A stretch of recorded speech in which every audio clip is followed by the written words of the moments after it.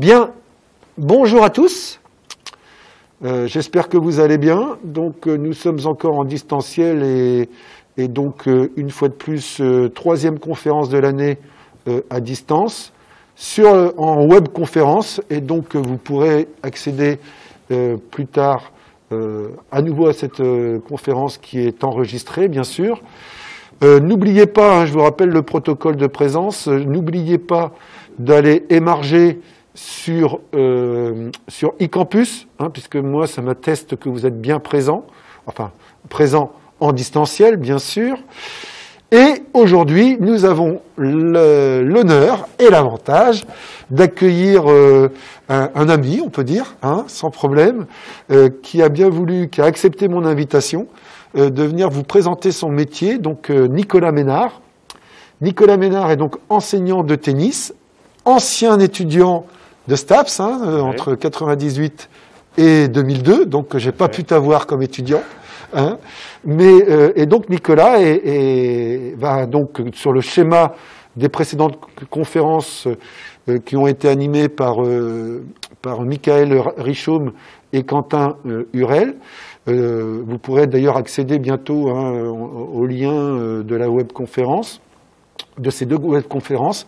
Sur le même schéma, Nicolas va donc nous expliquer son parcours, les étapes par lesquelles il est passé, et comment il est devenu prof de tennis sur deux structures, donc on va dire des clubs de région, des petits clubs de région, ouais, des petites structures, et donc à Argentan et à Falaise, donc TC Club, Tennis Club d'Argentan et l'ES Falaise.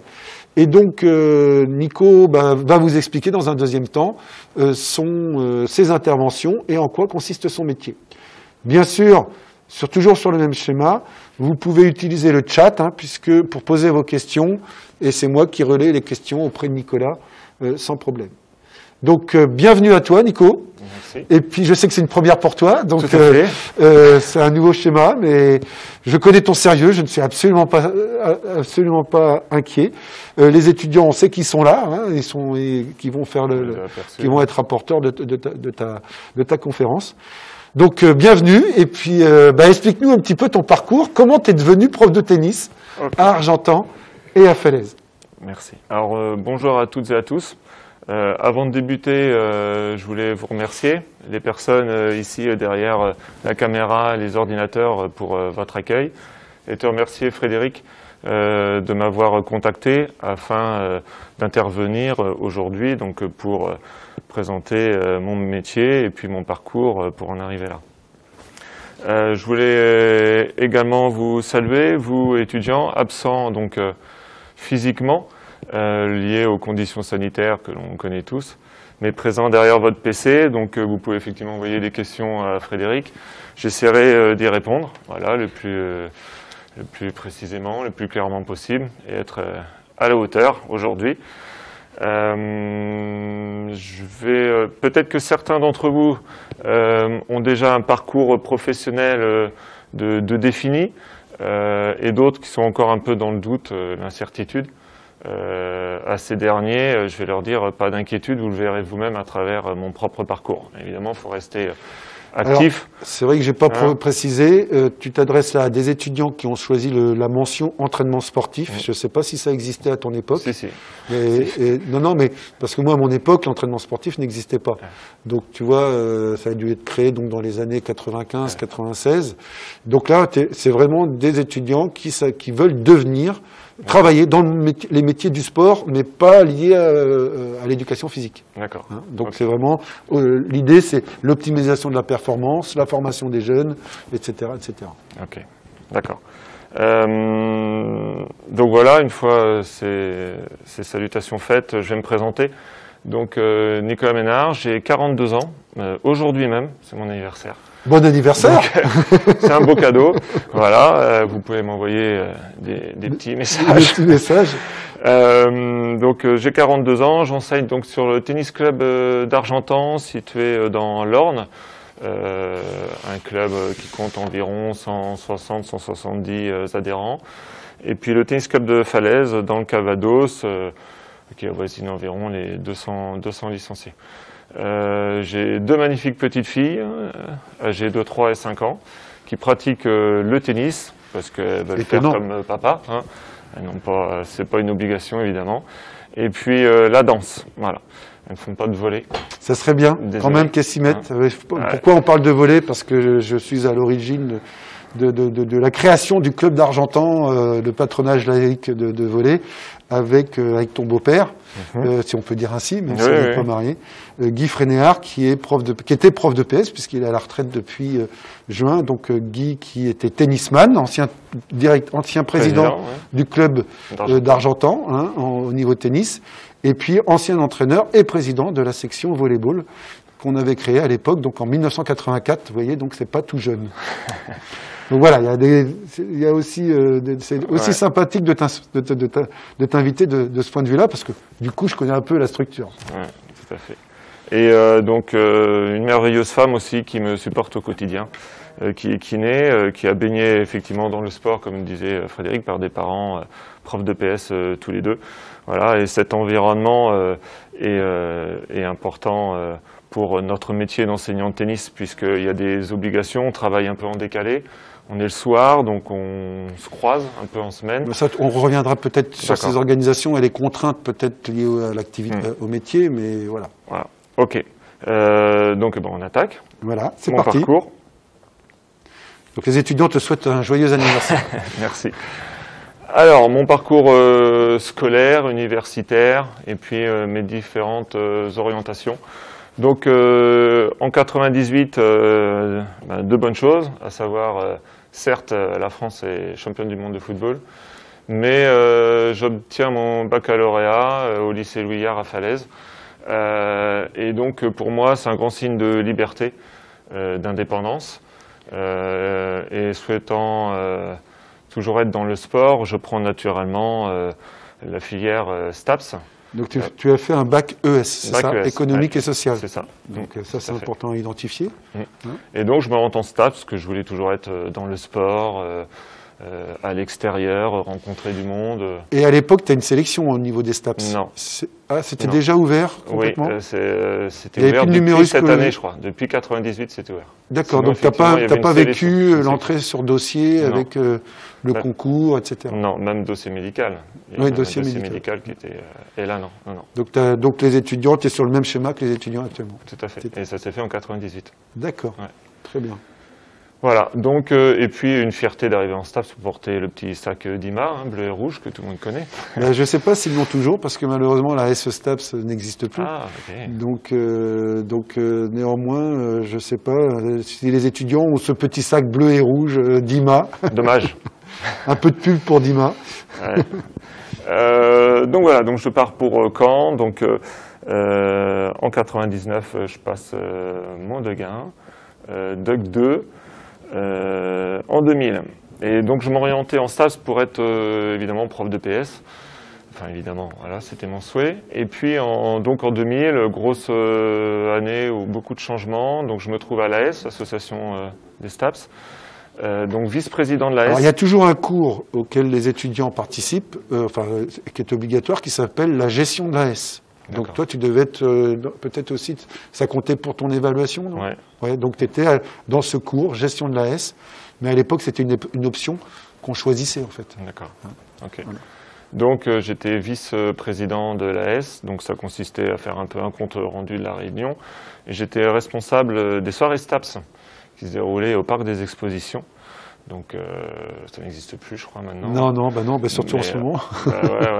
Mais voilà, c'était un grand tournant pour moi, puisque le fait d'avoir des responsabilités pour organiser un tel événement, qui consistait à prendre contact avec l'entreprise de sonorisation, qui était Starflash, prendre contact avec l'entreprise de sécurité, les vigiles.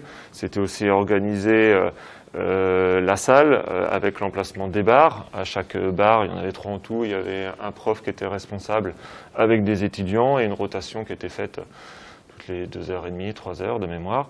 Aller chercher les croissants, les tireuses à bière. Il fallait des fûts. Mais voilà. Et donc le fait d'avoir des responsabilités Ça m'a énormément plu. Et donc là, ma première réorientation. Alors, juste une petite chose, parce que je fais le lien avec les autres conférences. Quentin Hurel, la semaine dernière, a eu les mêmes responsabilités que toi. Donc, mais après, parce qu'il est passé dans les années 2009-2010. Mais, comme vous pouvez le constater, là, les prérogatives, les responsabilités que l'on peut vous donner au STAPS peuvent vous permettre de vous ouvrir sur le monde extérieur, et ça, c'est très important. Pour Quentin, ça a été l'orientation vers la Fédération française du sport en entreprise. Et pour toi, tu vas nous expliquer un petit peu comment ça s'est ouvert. Donc voilà, sur coup, le fait d'avoir des responsabilités, ça me plaît. Et là, je m'oriente vers plutôt le management. Je quitte l'idée de finir prof de PS. Voilà, est-ce que c'est lié au fait que tu étais à la gestion de l'AS et que tu as aimé prendre des responsabilités, ou est-ce que c'est un contexte lié peut-être à des difficultés pour avoir un poste au concours? Parce qu'il y en a beaucoup qui sont partis en MDS pas du tout, pas moi. Entre 95 et 2000, dans ma promo par exemple, qui partaient sur MDS parce que justement il n'y avait plus de poste au concours. D'accord, non du tout. Du tout. Donc toi, c'est vraiment un choix lié. Ah oui, donc ça, c'est drôlement intéressant de voir comment ça a pu te prédéterminer. Oui, non, ça m'a plu. Et puis voilà, le fait d'avoir des responsabilités, gérer, organiser, planifier. Je vois également que tu as passé le BNSSA cette année-là. Voilà, c'est le brevet national de sécurité et de sauvetage aquatique qui permettait de travailler l'été, entre autres. Donc sur Falaise le mois de juillet et le mois d'août à la Ferté-Bernard. Alors la Ferté-Bernard, c'est une base de loisirs à côté du Mans. Et en fin de compte, là, c'est aussi important parce que j'ai sympathisé avec tous les intervenants de la base, les différents profs de voile, de kayak, et surtout avec le directeur de la base de loisirs, Emmanuel de l'époque, qui était issu de STAPS, mais du Mans, et qui m'avait fait sous-entendre que le prof de tennis allait bientôt être à la retraite et que lui avait des ambitions politiques. Alors, tu jouais déjà au tennis? Ouais. Tu étais classé? Oui, alors, mon parcours tennistique, j'ai commencé dès l'âge de 5 ans avec un papa très investi qui était initiateur tennis et puis secrétaire du club également à l'époque. J'ai progressé assez rapidement, j'ai été 15 à l'âge de 13-14 ans et donc je faisais partie des espoirs régionaux. Et malheureusement, j'ai eu une fracture de fatigue à la 4e vertèbre lombaire, donc au niveau des 2 isthmes de chaque côté. Donc ça a été arrêt complet du sport et du tennis surtout, parce que c'est un sport assez contraignant par des rotations, des cisaillements. Et donc je me suis mis à la natation pour garder une activité et me muscler le dos, d'où le BNSSA, ce qui n'est pas une petite épreuve. C'est un gros truc quand même, c'est une formation sur un certain temps. Là, ça avait été pour moi de mémoire 6 mois. Ouais, quand même. 6 mois, il y a différentes épreuves, j'étais passé lors de la première. Donc ce qui est intéressant aussi, c'est par rapport à ce que tu dis sur ton parcours au sein des STAPS. Tu étais d'abord en éducation motricité, si j'ai bien compris. Je partais pour faire ça. Voilà. Et puis, grâce à la gestion de l'AS, tu t'es dit, je vais plutôt... Alors, il y avait déjà une licence management à l'époque? Oui. Ouais, donc tu t'es inscrit en licence management. Tout à fait. D'accord, très bien. Donc, vous voyez comment un parcours peut évoluer. Il ne faut pas forcément être restreint à quelque chose, puisque en fonction des opportunités, moi je parle toujours d'opportunités dans un parcours, eh bien des portes s'ouvrent et des envies. Et des envies émergent. Et donc ce qui est drôlement intéressant, c'est que tu es tennisman, tu découvres la natation pour des raisons physiques. Tout à fait. Et au bout du compte, tu passes un examen qui te permet de devenir un professionnel de la natation, si je ne m'abuse. Professionnel, oui, ça nous permet de la natation d'encadrer, surveiller. Après, enseigner, non. Non, parce qu'il faut le MNS. C'est ça. Mais au moins déjà, tu peux trouver du boulot l'été, tu peux sans difficulté. Exactement. Sans difficulté. Ouais. Parce qu'il faut le BNSSA, par exemple, pour être surveillant de plage. Enfin, pour être sur les plages. C'est ça. Base de loisirs ou les piscines, tout à fait. Donc, la Ferté-Bernard, donc... voilà. Bien, bonjour à tous. J'espère que vous allez bien. Donc, nous sommes encore en distanciel et donc une fois de plus, troisième conférence de l'année à distance, en webconférence, et donc vous pourrez accéder plus tard à nouveau à cette conférence qui est enregistrée, bien sûr. N'oubliez pas, hein, je vous rappelle le protocole de présence, n'oubliez pas d'aller émarger sur eCampus, hein, puisque moi, ça m'atteste que vous êtes bien présent, enfin, présent en distanciel, bien sûr. Et aujourd'hui, nous avons l'honneur et l'avantage d'accueillir un ami, on peut dire, hein, sans problème, qui a bien voulu, qui a accepté mon invitation, de venir vous présenter son métier, donc Nicolas Ménard. Nicolas Ménard est donc enseignant de tennis, ancien étudiant de STAPS, hein, oui, entre 98 et 2002, donc j'ai pas pu t'avoir comme étudiant. Hein, et donc Nicolas va donc sur le schéma des précédentes conférences qui ont été animées par Michael Richaume et Quentin Hurel.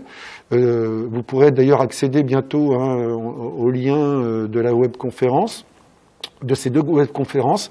Et bien, sur le même schéma, Nicolas va donc nous expliquer son parcours, hein, les étapes par lesquelles il est passé, et comment il est devenu prof de tennis sur deux structures, donc on va dire des clubs de région, des petits clubs de région, ouais, des petites structures, et donc à Argentan et à Falaise, hein, donc TC Club, Tennis Club d'Argentan et l'ES Falaise. Et donc Nico va vous expliquer dans un deuxième temps ses interventions et en quoi consiste son métier. Bien sûr, toujours sur le même schéma, vous pouvez utiliser le chat, hein, puisque pour poser vos questions, et c'est moi qui relais les questions auprès de Nicolas sans problème.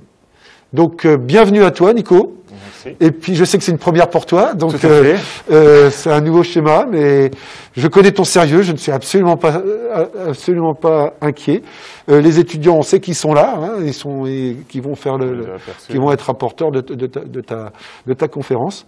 Donc bienvenue, et puis explique-nous un petit peu ton parcours. Comment tu es devenu prof de tennis à Argentan et à Falaise? Merci. Alors bonjour à toutes et à tous. Avant de débuter, je voulais vous remercier, les personnes ici derrière la caméra, les ordinateurs, pour votre accueil, et te remercier, Frédéric, de m'avoir contacté afin d'intervenir aujourd'hui, donc pour présenter mon métier et puis mon parcours pour en arriver là. Je voulais également vous saluer, vous étudiants absents donc physiquement, liés aux conditions sanitaires que l'on connaît tous, mais présents derrière votre PC, donc vous pouvez effectivement envoyer des questions à Frédéric.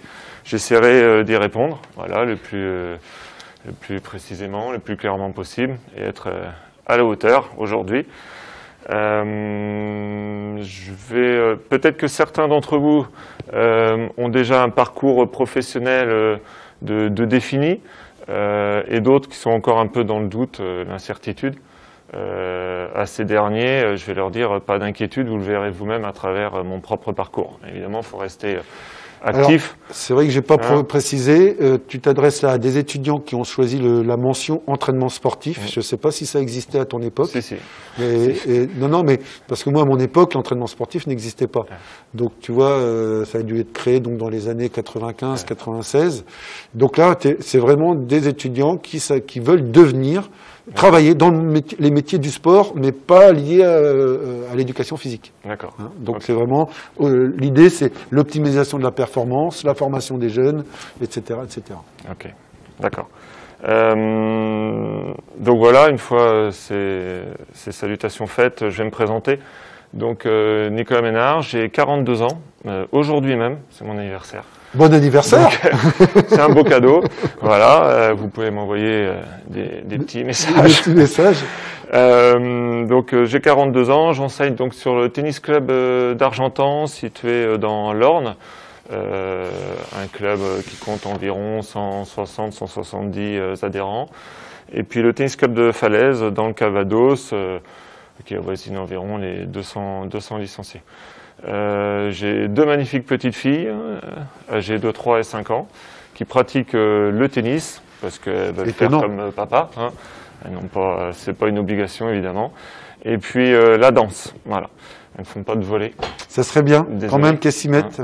Pourquoi on parle de volley? Parce que je suis à l'origine de la création du club d'Argentan, le patronage laïque de volley, avec ton beau-père, si on peut dire ainsi, même si on n'est pas marié, Guy Frénéard, qui était prof de PS, puisqu'il est à la retraite depuis juin. Donc Guy, qui était tennisman, ancien président du club d'Argentan, hein, au niveau tennis, et puis ancien entraîneur et président de la section volleyball qu'on avait créée à l'époque, donc en 1984. Vous voyez, donc c'est pas tout jeune.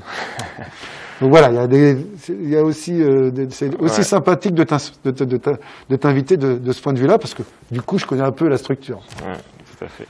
Et donc, une merveilleuse femme aussi qui me supporte au quotidien, qui est kiné, qui a baigné effectivement dans le sport, comme disait Frédéric, par des parents profs de PS tous les deux. Voilà, et cet environnement est important pour notre métier d'enseignant de tennis, puisqu'il y a des obligations, on travaille un peu en décalé. On est le soir, donc on se croise un peu en semaine. Mais ça, on reviendra peut-être sur ces organisations et les contraintes peut-être liées à l'activité, au métier, mais voilà. Voilà. Ok. Donc on attaque. Voilà, c'est mon parti. Parcours. Donc les étudiants te souhaitent un joyeux anniversaire. Merci. Alors, mon parcours scolaire, universitaire, et puis mes différentes orientations.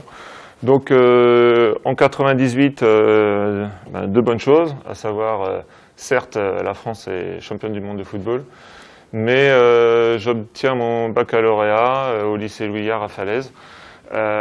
Et donc, pour moi, c'est un grand signe de liberté, d'indépendance, et souhaitant toujours être dans le sport, je prends naturellement la filière STAPS. Donc tu as fait un bac ES, c'est ça, ES, économique et social. C'est ça. Donc ça c'est important à identifier. Et donc je me rends en STAPS parce que je voulais toujours être dans le sport, à l'extérieur, rencontrer du monde. Et à l'époque, tu as une sélection au niveau des STAPS? Non. C'était déjà ouvert complètement? Oui, c'était ouvert depuis cette année, je crois. Depuis 98, c'était ouvert. D'accord, donc tu n'as pas vécu l'entrée sur dossier avec le concours, etc. Non, même dossier médical. Oui, dossier médical qui était... Et là, non. Donc les étudiants, tu es sur le même schéma que les étudiants actuellement? Tout à fait. Et ça s'est fait en 98. D'accord, très bien.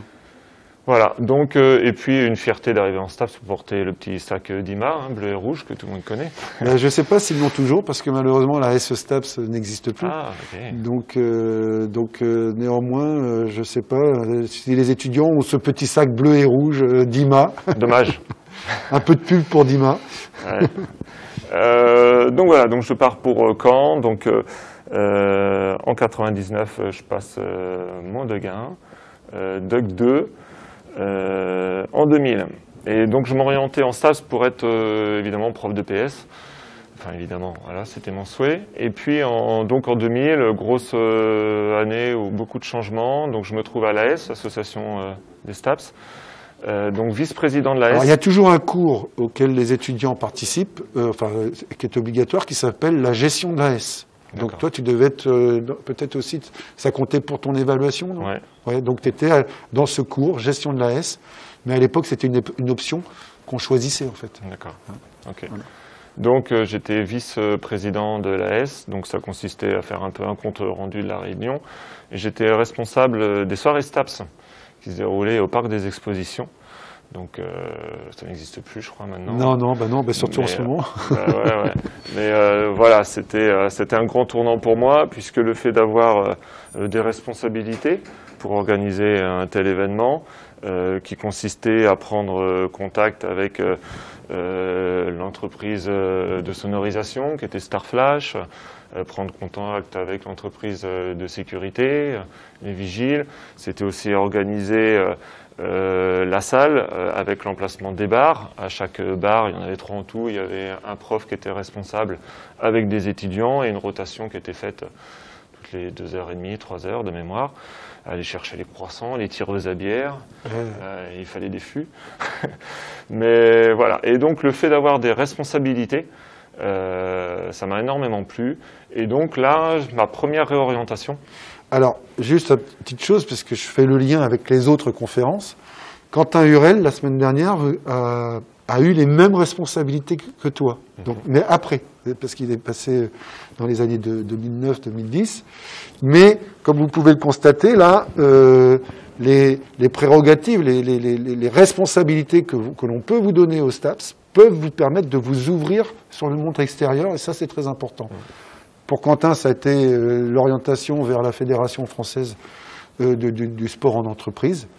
Et pour toi, tu vas nous expliquer un petit peu comment ça s'est ouvert. Donc voilà, sur coup, le fait d'avoir des responsabilités, ça me plaît. Et là, je m'oriente vers plutôt le management. Je quitte l'idée de finir prof de PS. Voilà. Est-ce que c'est lié au fait que tu étais à la gestion de l'AS et que tu as aimé prendre des responsabilités, ou est-ce que c'est un contexte lié peut-être à des difficultés pour avoir un poste au concours? Parce qu'il y en a beaucoup qui sont partis en MDS pas du tout, pas moi. Entre 95 et 2000, dans ma promo par exemple, qui partaient sur MDS parce que justement il n'y avait plus de poste au concours. D'accord, non du tout. Du tout. Donc toi, c'est vraiment un choix lié. Ah oui, donc ça, c'est drôlement intéressant de voir comment ça a pu te prédéterminer. Oui, non, ça m'a plu. Et puis voilà, le fait d'avoir des responsabilités, gérer, organiser, planifier. Je vois également que tu as passé le BNSSA cette année-là. Voilà, c'est le brevet national de sécurité et de sauvetage aquatique qui permettait de travailler l'été, entre autres. Donc sur Falaise le mois de juillet et le mois d'août à la Ferté-Bernard. Alors la Ferté-Bernard, c'est une base de loisirs à côté du Mans. Et en fin de compte, là, c'est aussi important parce que j'ai sympathisé avec tous les intervenants de la base, les différents profs de voile, de kayak, et surtout avec le directeur de la base de loisirs, Emmanuel de l'époque, qui était issu de STAPS, mais du Mans, et qui m'avait fait sous-entendre que le prof de tennis allait bientôt être à la retraite et que lui avait des ambitions politiques. Alors, tu jouais déjà au tennis? Ouais. Tu étais classé? Oui, alors, mon parcours tennistique, j'ai commencé dès l'âge de 5 ans avec un papa très investi qui était initiateur tennis et puis secrétaire du club également à l'époque. J'ai progressé assez rapidement, j'ai été 15 ans à l'âge de 13-14 ans, et donc je faisais partie des espoirs régionaux. Et malheureusement, j'ai eu une fracture de fatigue à la 4e vertèbre lombaire, donc au niveau des 2 isthmes de chaque côté. Donc ça a été arrêt complet du sport et du tennis surtout, parce que c'est un sport assez contraignant par des rotations, des cisaillements. Et donc je me suis mis à la natation pour garder une activité et me muscler le dos, d'où le BNSSA, ce qui n'est pas une petite épreuve. C'est un gros truc quand même, c'est une formation sur un certain temps. Là, ça avait été pour moi de mémoire 6 mois. Ouais, quand même. 6 mois, il y a différentes épreuves, j'étais passé lors de la première. Donc ce qui est intéressant aussi, c'est par rapport à ce que tu dis sur ton parcours au sein des STAPS. Tu étais d'abord en éducation motricité, si j'ai bien compris. Je partais pour faire ça. Voilà. Et puis, grâce à la gestion de l'AS, tu t'es dit, je vais plutôt... Alors, il y avait déjà une licence management à l'époque? Oui. Ouais, donc tu t'es inscrit en licence management. Tout à fait. D'accord, très bien. Donc, vous voyez comment un parcours peut évoluer. Il ne faut pas forcément être restreint à quelque chose, puisque en fonction des opportunités, moi je parle toujours d'opportunités dans un parcours, eh bien des portes s'ouvrent et des envies. Émergent. Et donc, ce qui est drôlement intéressant, c'est que tu es tennisman, tu découvres la natation pour des raisons physiques. Tout à fait. Et au bout du compte, tu passes un examen qui te permet de devenir un professionnel de la natation, si je ne m'abuse. Professionnel, oui, ça nous permet de natation d'encadrer, surveiller. Après, enseigner, non. Non, parce qu'il faut le MNS. C'est ça. Mais au moins, déjà, tu peux trouver du boulot l'été. Tu peux sans difficulté. Exactement. Sans difficulté. Ouais. Parce qu'il faut le BNSSA, par exemple, pour être surveillant de plage. Enfin, pour être sur les plages, au minimum. C'est ça. Base de loisirs ou les piscines, tout à fait. Donc, la Ferté-Bernard, donc... Voilà, je sympathise avec tout le monde, et donc le directeur de la base de loisirs me signale qu'il y aurait éventuellement un poste d'enseignant de tennis dans quelques années à pourvoir, et puis que lui libérerait son poste pour des ambitions politiques. Donc voilà, puisque dans ces années-là, donc ensuite je vais en licence donc management, et maîtrise management en 2002, où je fais mon sujet de mémoire sur la construction d'une base de loisirs. Donc voilà, tout ça, ça mûrit dans ma tête un petit peu. Et donc en 2002, j'obtiens ma maîtrise management du sport. Mince. Non, mais 2002, ta maîtrise. Ouais. Mince, je suis perdu. Et à quel moment tu passes ton brevet d'État alors? Alors, je passe mon brevet d'État en 2004. Attendez, je voulais revenir pardon, oui, bien sûr. Sur la maîtrise management. Ton mémoire. Ouais. Mince. Ton mémoire que tu fais en relation avec la base de la Ferté-Bernard? Ouais, la base, voilà, c'est ça. Donc j'obtiens ma maîtrise, excusez-moi, en juin. Et puis je décide de quitter l'université pour entrer dans la vie active. Et donc je postule durant l'été dans des bases de loisirs et en tant que directeur des sports dans des municipalités. J'ai aucune réponse. Ouais. Donc je décide de reprendre la voie de l'université dès septembre 2002, donc je m'inscris au DESS Management du Sport et dans la filière entraînement, licence entraînement, afin de passer mon BE tennis, parce que la licence permettait de venir soulager fortement la formation. Ce qui est intéressant dans ce que tu expliques, Nico, c'est que vous voyez, Nicolas passe sa formation est dans sa formation universitaire, comme vous actuellement, mais ce qui est important, c'est qu'il commence à regarder ce qu'il y a comme autre examen complémentaire à la licence pour lui permettre de trouver du travail, parce que la raison, elle est économique au départ. Essayez de faire quelque chose qui vous plaît, mais naturellement, la licence STAPS ne suffisant pas forcément à trouver du travail, même si c'est un atout, parce que c'est un diplôme universitaire, mais la réalité du terrain pour intervenir, que ce soit en natation ou en tennis, nécessite d'être référencé, donc là pour le tennis par la Fédération française de tennis, j'imagine, et puis pour le BNSSA, c'est un diplôme d'État qui permet de trouver du travail dans des structures privées, voire pourquoi pas encadré dans des structures associatives. Donc ça c'est très important, on vous le répète depuis longtemps, de non seulement continuer votre licence parce qu'elle vous assure un niveau de bac plus 3, plus 4, plus 5, mais en plus de vous renseigner auprès de vos fédérations ou des diplômes d'État qui existent pour pouvoir exercer dans un secteur d'activité précis. Ça, c'est quand on choisit l'entraînement sportif, c'est indispensable. Mais même, et tu nous le confirmes, entre intervention et encadrement management, eh bien, les deux sont quand même relativement liés. Oui, tout à fait. Et donc, la maîtrise. Donc voilà, je ne trouvant pas de contact sérieux pour trouver du travail, je reprends la voie de l'université, mais durant les 2-3 premiers mois, je partais pour autre chose. Donc j'envoie candidature spontanée dans les 20 plus gros clubs de tennis de la région. Et là, Équerdreville-Henneville, à côté de Cherbourg, répondent à ma demande, avec comme condition de me financer le BE. Alors ça, c'est drôlement important. Il va falloir qu'on va explorer cela. Voilà, donc...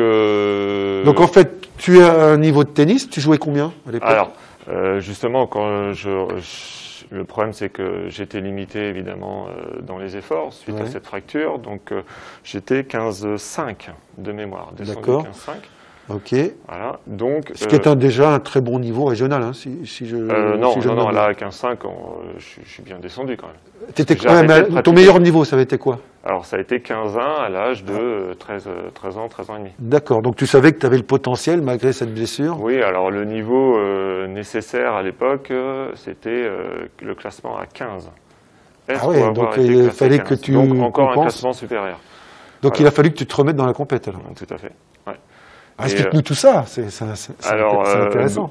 Donc voilà, j'arrive en 2003 à Équerdreville-Henneville. Alors, excuse-moi, je te coupe encore, mais Équerdreville-Henneville, donc tu postules alors que tu n'as pas le BE, on est d'accord, et tu leur proposes de faire de l'enseignement, mais que tu cherches une structure qui te finance. Tu leur dis cash, quoi, en fait. Tu cherches... Oui, bien sûr. D'accord. Donc vous voyez, ça c'est important. Nico cherche une structure qui peut le financer pour devenir prof de tennis, parce que le BE tennis, c'est un investissement, j'imagine que ça coûte cher.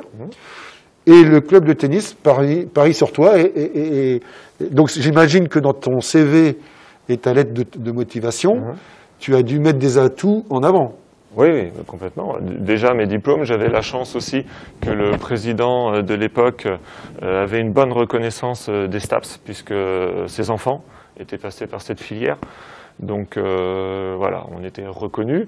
Et puis, j'avais le statut d'emploi jeune. Ce qui est l'équivalent aujourd'hui de service civique, quasiment.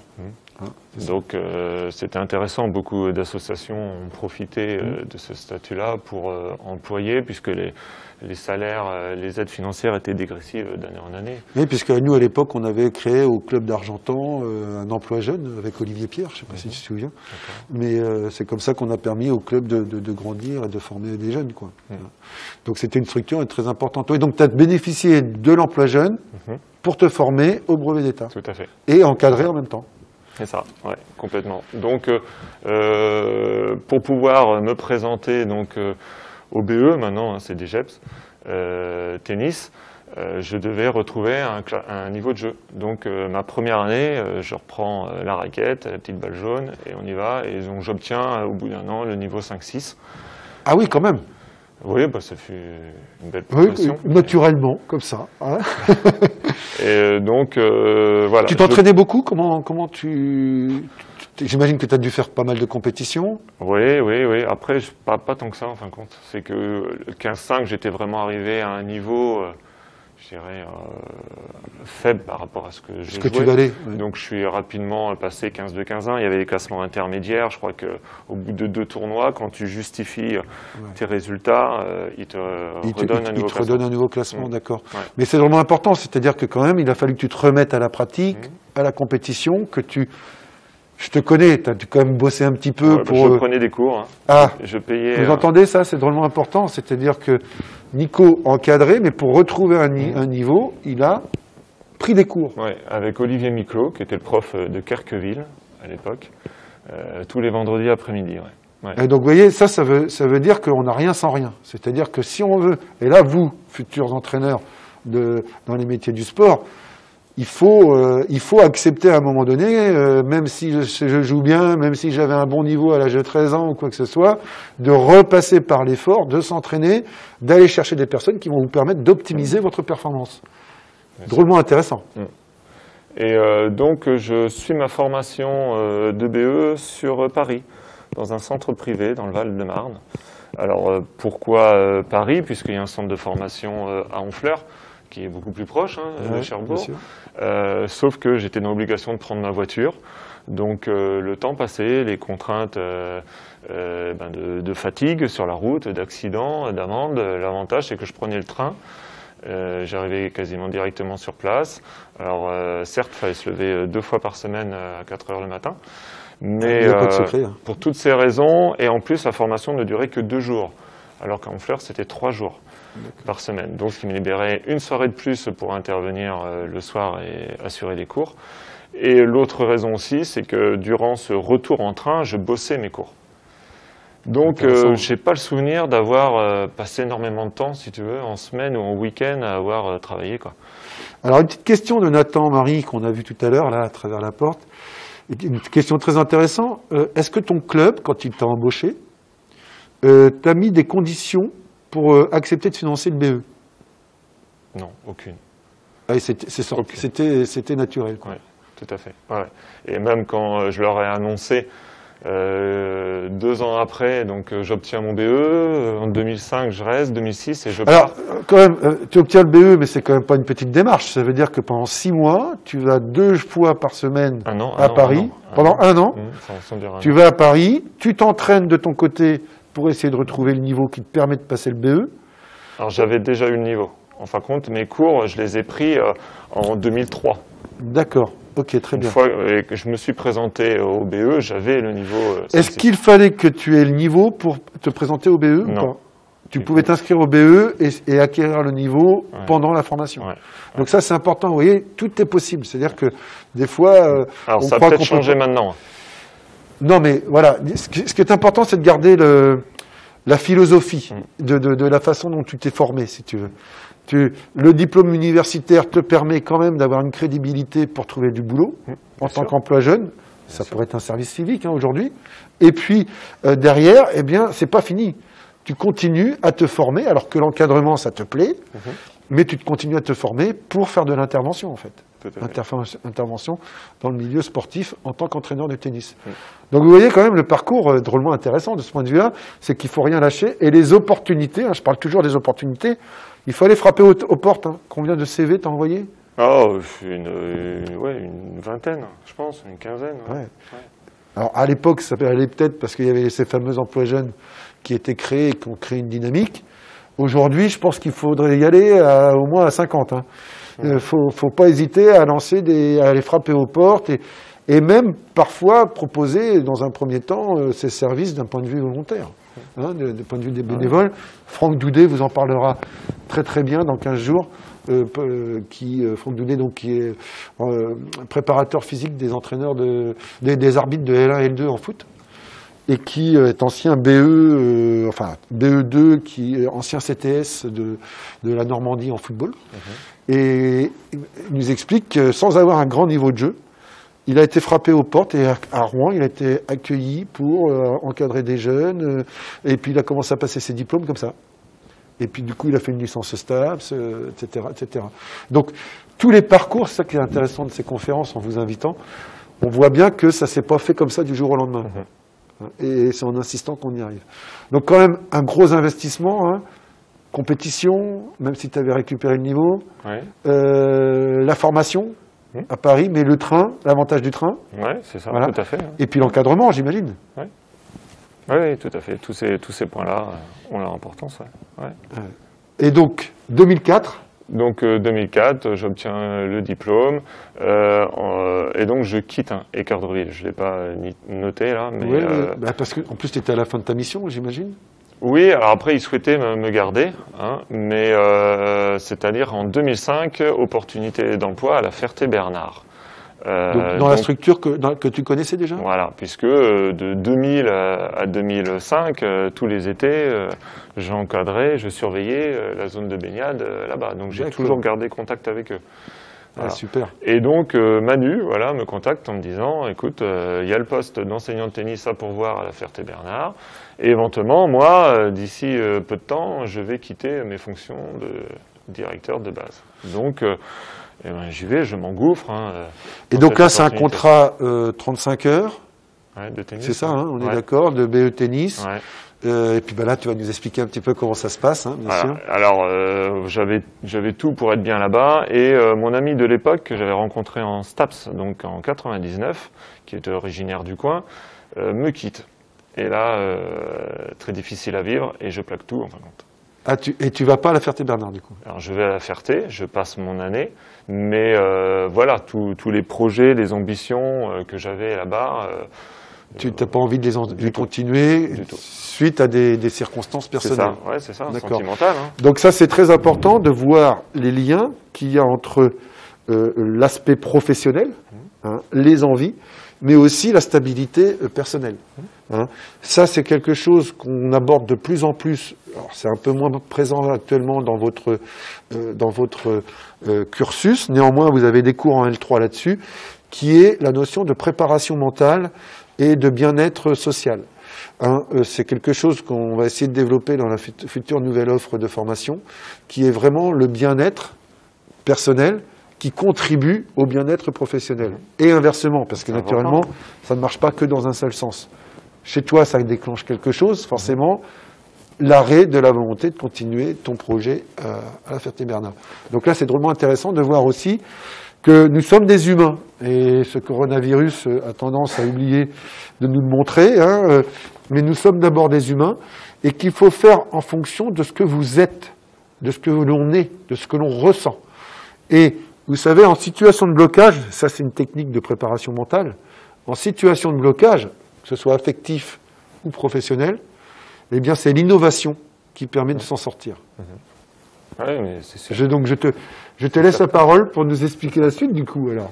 Donc voilà, 2005, j'assure quand même une année de cours là-bas. J'abandonne l'idée de prendre la direction de la base de loisirs et opportunité d'emploi à Deauville, à l'hôtel L'Amirauté. Ce qui n'est pas un petit truc quand même. Ouais, bah écoute, c'est ce que je me disais, ça va être une belle expérience, Deauville. Bah oui, Voilà, l'hôtel sur L'Amirauté, j'espère que vous voyez ce que c'est. C'est quand même un des plus gros hôtels de Normandie, oui, si ce n'est le plus terrains gros. de tennis, Ouais. Avec les stars sur le festival américain qui vient tout au mois de septembre. Donc des grosses opportunités. On croise des célébrités. J'avais un copain, moi, qui, quand j'étais en formation, qui était prof de tennis l'été à Deauville, et ça marche bien. Là, moi, je connais un tennisman qui vit à La Réunion et qui vient tous les étés sur une structure à Deauville, actuellement une structure qui est réservée à ça, et il vient travailler l'été de La Réunion comme prof de tennis. Donc, comme quoi, il y a vraiment des opportunités importantes quand même, dans ce secteur-là. Mais moi, j'en garde un très mauvais souvenir. Enfin. Ah ouais, d'accord. Vas-y, explique-nous. Voilà, parce que il y a un manque de reconnaissance quand même. On est vraiment là pour refaire du chiffre. Ouais. L'hôtel L'Amirauté, c'est privé. On bosse 7 jours sur 7. J'assurais les cours du lundi au samedi, sauf que le week-end, les Parisiens descendent. Donc il faut être présent. Non, j'ai pas du tout aimé l'état d'esprit, l'ambiance. Alors ça, c'est quand même intéressant. C'est que tu fais. Ça a duré combien de temps? 3 mois. 3 mois. Tu vas dans une structure, tu découvres quelque chose, ça ne te correspond pas, tu considères que c'est une mauvaise expérience, mais au bout du compte, ça ne te donne qu'envie certainement de vouloir faire autre chose. Bah ouais, trouver autre chose avec un autre état d'esprit. Mais c'est parce que tu l'as fait. Mais c'est parce que tu l'as fait que tu as pu être. Si tu ne l'avais pas fait, peut-être que tu n'aurais pas eu cette opportunité, quoi. Ouais, tout à fait. C'est ça qui est important. C'est le but de montrer ton parcours, c'est ça, hein, de voir que on vit des choses. Moi, si je parle de mon parcours, on en a pour 3 heures aussi, hein. Donc on aura peut-être l'occasion, les étudiants, s'il nous reste un créneau. Mais c'est comme ça qu'on avance, en fait. Il y a des choses qui nous plaisent plus ou moins, et c'est ça qu'il faut comprendre. D'autant plus dans les circonstances dans lesquelles on est aujourd'hui. Il faut être faut aller encore plus de l'avant et être très innovant dans ce que vous pourriez proposer. Hein, ça, c'est super dur, hein, parce que ça demande un mental d'enfer. Alors, donc, on est déjà en 2007, là? Ouais, fin 2006. Fin 2006. Fin 2006, ouais. Voilà. Donc, parce que j'interviens sur Deauville de septembre, en gros, à décembre. Et à l'époque, j'étais sponsorisé par Aide, donc en raquettes, en textile. Et puis, il y a un rassemblement d'enseignants. Et le prof d'Argentan de l'époque, Jean-François Pringot, venait d'obtenir son BE2, donc son DESGEPS. Et il partait en Picardie, donc un poste était à pourvoir à Argentan. Donc voilà, on se connaissant depuis longtemps, puisqu'il a mon âge, Jean-François, moi je suis originaire de Falaise, lui d'Argentan, on s'est joué X fois enfant, me propose éventuellement son poste à Argentan. Et j'en profite, je donne ma démission à Deauville et je pars pour Argentan. Alors, l'idée de réseau existe déjà à l'époque. C'est-à-dire que c'est parce que tu connais du monde, parce que tu t'es investi les années d'avant pendant tes études, etc., que tu as connu du monde. Et au bout du compte, c'est les gens qui viennent te chercher après. C'est ça qui est intéressant. Hein, que ce soit à la Ferté-Bernard ou à Argentan, avec Ardreville, t'as envoyé ton CV, etc. Tu as essayé l'Amirauté, visiblement ça ne correspondait pas à ta conception. Non mais, c'est parce que tu avais une conception aussi, parce que humainement, tu t'es construit ta conception de l'endroit où tu voulais lire. Je te connais bien. Est-ce que déjà, parallèlement, tu as déjà ces vocations pour le bricolage, la rénovation de maisons, etc. Non, pas encore. Pas encore. Pas encore. Donc, parce que je pense qu'il va falloir en parler de ça. Après, hein. Il va falloir en parler de ça. C'est assez intéressant. C'est quelques temps après. Donc voilà, j'accepte le travail sur Argentan et coup de chance, la même année sur Falaise, il y avait 2 enseignants. Maximilien Mahut qui part fin décembre dans le sud de la France, près d'Orange, et puis Nicolas Wedling, licenciement. Donc un temps plein est à pourvoir sur Falaise, au début janvier, en milieu de saison. Donc moi je m'étais déjà engagé sur Argentan, donc j'accepte... C'était un temps plein à Argentan? 3 quarts temps. Ah oui, J'ai ça c'est trois important. cartons sur Argentan. Donc t'es pas quand même, t'as pas un salaire conséquent puisque t'es pas à plein temps. Tout à fait. Donc j'ai 3 cartons sur Argentan, encore actuellement, et j'accepte le carton sur Falaise. Et le deuxième poste est attribué à Johan Junot, qui était issu de Staps également, qui lui à l'époque était initiateur tennis, qui est devenu un véritable... Alors comment as-tu su que Falaise proposait des opportunités? Alors moi étant originaire de Falaise, j'ai toujours gardé contact un petit peu avec eux. Et puis Maximilien et Nicolas étaient des amis. Voilà, bon, bah, une fois de plus, le réseau. Important aussi, Argentan-Falaise, 22 km, Ouais. hein, 20 km, un quart d'heure de voiture. Ouais. C'est tout à fait envisageable. Ah, tout à fait. Et puis géographiquement. Il y avait un petit côté nostalgique aussi de reprendre le club où on a fait ses premiers pas avec un papa initiateur et qui nous poussait sur les terrains. C'est important ce que tu dis. Donc oui, c'était même une fierté de reprendre un peu Falaise. Voilà. Mais maintenant, c'est surtout Johan, parce que lui, il a 3 cartons sur Falaise et lui, 1 carton sur Potigny. D'accord. Donc voilà, c'est surtout lui qui s'occupe de Falaise. Alors, et là, l'aventure argentano-falaisienne, ou falaise Argentan, je ne sais pas comment on peut dire, commence, débute. Voilà, donc je me pose sur Argentan, je m'y sens bien, tout simplement. Et donc là, je décide d'investir dans l'immobilier. Tu me parlais un peu de... Oui, mais c'est important aussi de voir les... Qu'est-ce qui t'amène à faire ça, justement? Parce que là, ça y est, tu as un travail. Tu te sens bien sur cette région Argentan-Falaise, un retour aux sources aussi quelque part, mais en même temps, parallèlement avec ton métier d'entraîneur, que tu vas nous expliquer plus en détail, eh bien voilà, des velléités pour l'immobilier, ce qui n'a rien à voir en fait. Non, du tout. Après, c'est que je voulais tout simplement être propriétaire et pas locataire. Donc j'avais un budget, une enveloppe de 20 000 euros. Ouais. Donc on va pas très loin pour acheter dans l'immobilier avec 20 000 euros. Encore qu'Argentan, ça peut peut-être passer un petit peu. Par contre, plus je m'éloignais et plus c'était une ruine, plus c'était accessible en fin de compte. Et donc j'achète une ruine, un petit corps de ferme, 2 bâtiments. Sur Anne, hein, c'est ça? À la campagne, ouais. Près de Rannes, ouais. Et je passe un certain nombre d'années quand même dans les travaux et j'ai restauré ces 2 bâtiments. Ce sont devenus 2 maisons qui sont louées actuellement.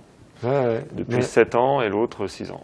Alors ça, c'est drôlement intéressant. C'est-à-dire que tu as ton métier, mais ta stabilité, on va dire, professionnelle, t'a permis de t'assurer ou d'investir, parce que c'est un métier quand même de rénover un corps de ferme. Surtout que j'étais novice, hein, totalement novice. Un père pas du tout manuel, il était bien derrière son bureau avec son petit crayon. Mais voilà, le prix des devis, tout simplement, sont exorbitants. Donc n'ayant pas les moyens, on y va, on s'y attaque, on se renseigne, on questionne, on va sur YouTube, on regarde des vidéos, on fait des erreurs, on commence, on refait. Et à la fin, voilà. Et on fait quelque chose de bien à la fin. Mais par contre, ça demande de l'investissement. Ton métier, donc, qui se stabilise, hein, d'enseignant du tennis. Alors, comment ça se passe au départ? Comment ton emploi du temps? Sur quelle catégorie tu fonctionnes? Alors, je sais pas, tu as prévu pas mal de slides là-dessus, je crois, pour nous expliquer tout ça. Donc, le métier, on change de... Oui, vas-y, on rentre, ça y est, hein, tu obtiens ton diplôme en 2007. C'est ça. Donc, qu'est-ce que je raconte? Ton métier, enfin, ton poste. Argentan-Falaise. Voilà, Argentan-Falaise. À l'époque, sur Argentan, parce que ça va évoluer par la suite, la présidente de l'époque, Agnès Boutigny, me dit que son souhait, c'était que le tennis club d'Argentan ne devienne pas le tennis club Ménard, mon nom, comme a été le tennis club Pringot. Donc, c'est-à-dire que mes fonctions se limitaient exclusivement à l'enseignement et vraiment pas autre chose. Alors ça, c'est très important. Sauf que ça va évoluer. Mais ça, c'est drôlement important parce que on en parlait la semaine dernière avec Quentin et il y a 15 jours avec Michael. Michael, quand il est arrivé au camp triathlon, embauché, un poste, et là, il s'est retrouvé à tout faire, l'administratif, la politique du club, convaincre les dirigeants. Et petit à petit, lui, il a dit non, moi, je suis enseignant. Ah ouais, c'est l'inverse. Je suis entraîneur. Et ça, c'est drôlement intéressant. C'est-à-dire qu'à un moment donné, si vous rentrez dans une structure comme associative, hein, comme c'est ton cas, eh bien, il est important qu'il y ait une fiche de poste qui précise effectivement ce que tu dois faire. Et ta présidente de l'époque, à mon avis, a été très judicieuse de ce point de vue-là. De dire, voilà, on embauche quelqu'un pour l'entraînement et l'enseignement. Tout à fait. Mais c'est pas quelqu'un qui va gérer la trésorerie, qui va aller chercher le sponsoring, etc. C'est autre chose. C'est autre chose. Hein. Et ça, les étudiants, vous devez être très, très attentifs à ça. Alors, là, tu as la chance, toi, d'arriver dans une structure où tu as une présidente qui a très bien compris ça. Ouais, beaucoup de bénévoles. Beaucoup de bénévoles aussi, donc ça aide. Donc justement, les différentes tâches que tu évoquais, la communication, le sponsoring, etc., étaient à la charge de certains bénévoles, sauf qu'on en a de moins en moins, et maintenant, ça fait partie de mes tâches.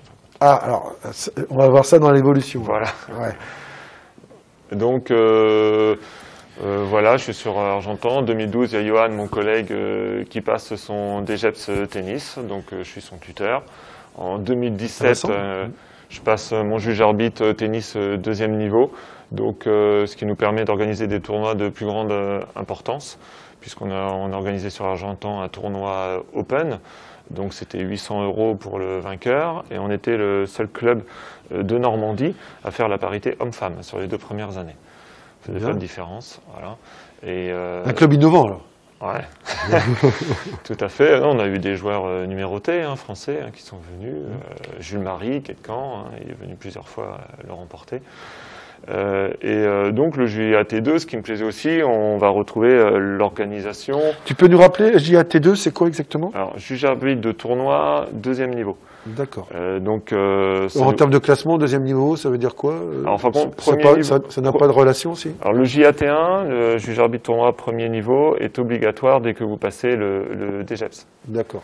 Et il vous permet donc d'organiser des tournois internes, des tournois jeunes, dans votre structure. D'accord. Par contre, des tournois et tournois 4e série. Donc au-delà du classement 31, tu ne peux plus organiser de tournoi, tu es obligé de solliciter un JAT2. Donc comme nous, on a organisé un tournoi Open, non limité en classement, le JAT2 était obligatoire. Et le fait à nouveau de retrouver des responsabilités dans l'organisation du tournoi, dans l'établissement des tableaux, dans la convocation des joueurs. Donc là, je retrouve un peu le management que j'ai fait en stage. Ouais, mais ça, c'est drôlement important. Ça veut dire que, vous voyez, moi, j'ai défendu à travers ma candidature à la direction STAPS, mais la pluridisciplinarité. C'est-à-dire que c'est pas parce que je suis en management que je vais faire que du management. Tu nous montres bien, là. C'est-à-dire que c'est parce que tu sais construire un tournoi de tennis que tu vas aussi pouvoir convaincre des partenaires, peut-être de doter tes tournois, de faire venir des bons joueurs, etc., etc. C'est-à-dire que si après votre licence entraînement sportif, vous voulez aller vers du management, c'est possible. Mais dites-vous bien que toutes vos compétences en intervention, et Nico nous montre bien, les deux sont liés. C'est-à-dire que l'humain n'est pas fait que d'une seule chose. L'humain, il est fait de pluridisciplinarité, et les STAPS de ce point de vue-là sont très intéressantes. Et aujourd'hui, malheureusement, en STAPS, on a trop la volonté de scinder les différentes mentions entre éducation motricité, entraînement sportif, management. On aura Axel Coutan qui, lui, a fait, comme toi, lui a le master de management, ça fera sa 3e année qu'il vient, sportif. Il passe, et là maintenant, il est responsable de la ville de Caen sur l'événementiel, mais c'est parce qu'il est sportif et sait organiser des tournois, etc., qu'il est d'autant plus fort sur l'organisation des événements. C'est sûr. Donc n'oubliez pas ça, vous voulez être préparateur physique, ok, mais il faut aussi avoir des velléités pour se faire connaître, utiliser les réseaux sociaux. Moi, j'ai découvert ça à travers la direction, la candidature à la direction. Eh bien, n'étant pas très à l'aise avec les Facebook, etc., eh ben, je suis allé chercher une de mes joueuses qui maîtrise très très bien. Donc, j'amenais les contenus et elle mettait tout en ligne. Et c'est comme ça qu'on arrive à se faire connaître, à fonctionner, etc. Donc là, c'est intéressant parce que ton parcours qui est pluridisciplinaire, au bout du compte, se retrouve dans ton métier de prof de tennis. Et c'est ce qui est plaisant, c'est que... Tu ne fais pas que de l'enseignement. Non, tout à fait. C'est ce qui rend ce métier riche, en tout cas pour moi. Ouais. Et alors, qu'est-ce qui fait que tu passes le JAT2? C'est une volonté du club ou c'est une volonté de ta part? Les deux, parce qu'on avait ce projet d'organiser des tournois de plus forte importance pour la notoriété du club, faire parler un peu de lui, son image. Après, les retombées sont très minimes, donc ce tournoi, on ne l'organise plus maintenant. Ah oui, d'accord. Quand tu dis retombées très minimes, c'est en termes de ressources financières Ouais, on n'en a pas du tout. Ah oui, d'accord. Donc c'est à perte, quoi. Oui, complètement. Complètement, parce qu'il y a un cahier des charges qui est important. Qui est énorme. Il faut des arbitres, déjà, à partir des demi-finales, finales. Faut loger les joueurs à partir des quarts de finale, les nourrir. Bon, voilà, après, et donc sur Argentan, il n'y a pas assez de rayonnement pour... Même en sponsor.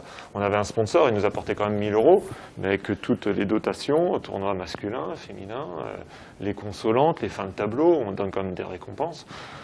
Mes heures administratives, mon salaire, bon voilà. Donc sur une structure comme Argentance, le tournoi n'était pas assez rentable, entre guillemets, et vous avez dû donc l'annuler en fait. Tout à fait. Ouais. Donc maintenant on est revenu sur un tournoi plus classique, limité à 3-6, en gros pour les joueurs du club comme Lucas, que tu connais. Donc Lucas Frénéard, qui est un ancien Stapsien aussi, qui est passé par la filière Staps, voilà, qui a gagné le tournoi amateur de Caen. Ouais, de Caen en 3e série. On était là.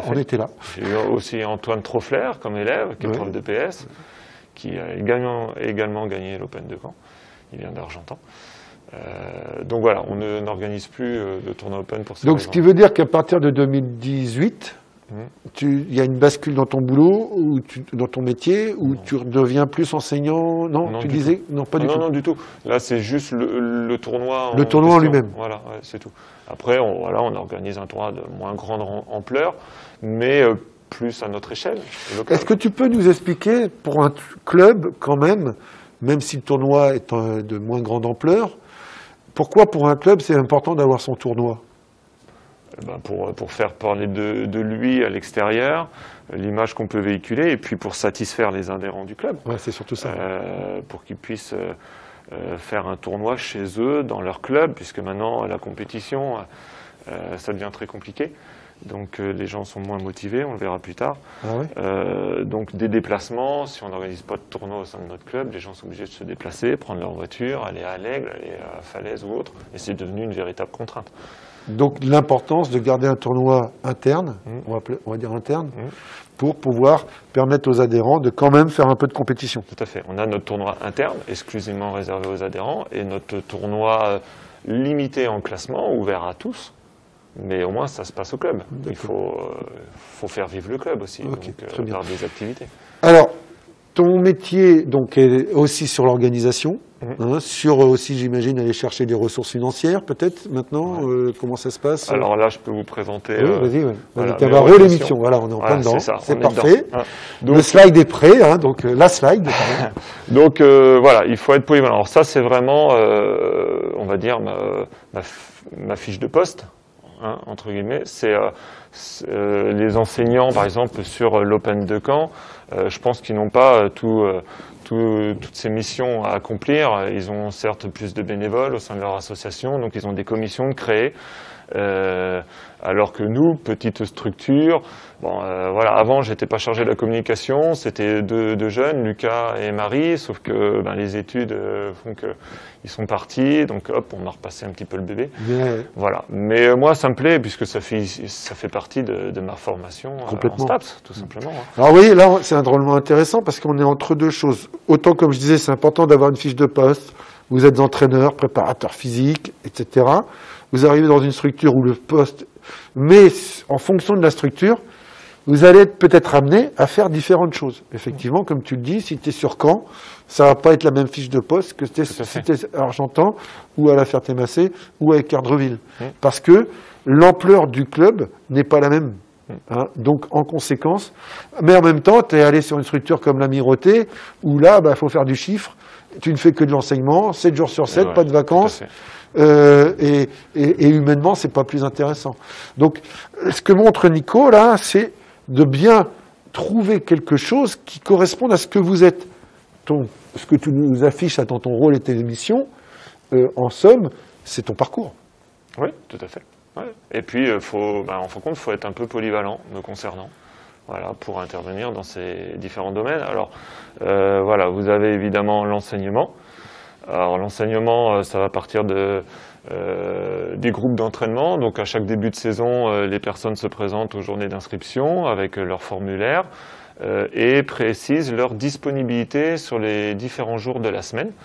Donc, c'est après l'école, le mercredi toute la journée. Et ensuite, moi, j'essaie de composer des groupes homogènes en fonction des disponibilités des enfants, en fonction de leur niveau, de leur âge, mais également de leur affinité un peu avec les autres enfants. Voilà. Donc, il y a ce travail à faire en amont. C'est un véritable casse-tête quand il faut jongler avec toutes les dispos. Parfois, c'est assez compliqué. Et puis, avec le coronavirus, j'imagine que ça ne doit pas être triste. Ouais, en plus. Ouais. Donc voilà. Ensuite, on doit s'adapter aux différents publics, c'est-à-dire que j'interviens pour les enfants, pour les adultes, pour des débutants, des confirmés, des hommes, des femmes, voilà, tout public. Et il y a différentes étapes de l'apprentissage. Alors la première étape qui n'est pas indiquée ici, c'est le baby tennis. Baby tennis, on a été le premier club du département de l'Orne à le proposer en 2018. Donc maintenant, d'autres clubs du département nous suivent. Donc ça s'adresse aux enfants de 3-4 ans, principalement axés sur la coordination, la motricité, un peu de jeu quand même de balle et de raquette, parce qu'ils viennent quand même pour jouer au tennis. Et les sessions durent une demi-heure, 40 minutes au max, parce qu'il faut énormément varier pour cette tranche d'âge. Et là, nous, on connaît une explosion des effectifs suite au baby tennis. Ah ouais. Puisque sur Argentan, il n'y a que le baby gym et Aqua Baby de proposer. Et lors du forum des associations, des personnes sont venues me demander si on proposait baby tennis. Et j'aurais dit, ben non, on commence à partir de 5 ans et pas 3 ans. Mais à chaque fois, je notais leurs coordonnées. Et puis, 3 personnes sont venues se présenter. Et moi, ma fille était dans la tranche d'âge, donc on pouvait éventuellement composer un groupe de 4 éléments. J'ai demandé évidemment en amont l'accord du président d'Argentan qui a accepté. Donc on a lancé la section baby tennis. Alors une question d'un des étudiants là, tu dis petite structure Argentan, ça représente combien de licenciés? Argentan, on est à environ 160, 170 en fin de saison. D'accord. Pour une ville de 15 000 habitants, ouais. 14 000 ouais. Il y a énormément d'activités sportives, d'associations de proposées sur Argentan, il faut savoir, culturelles.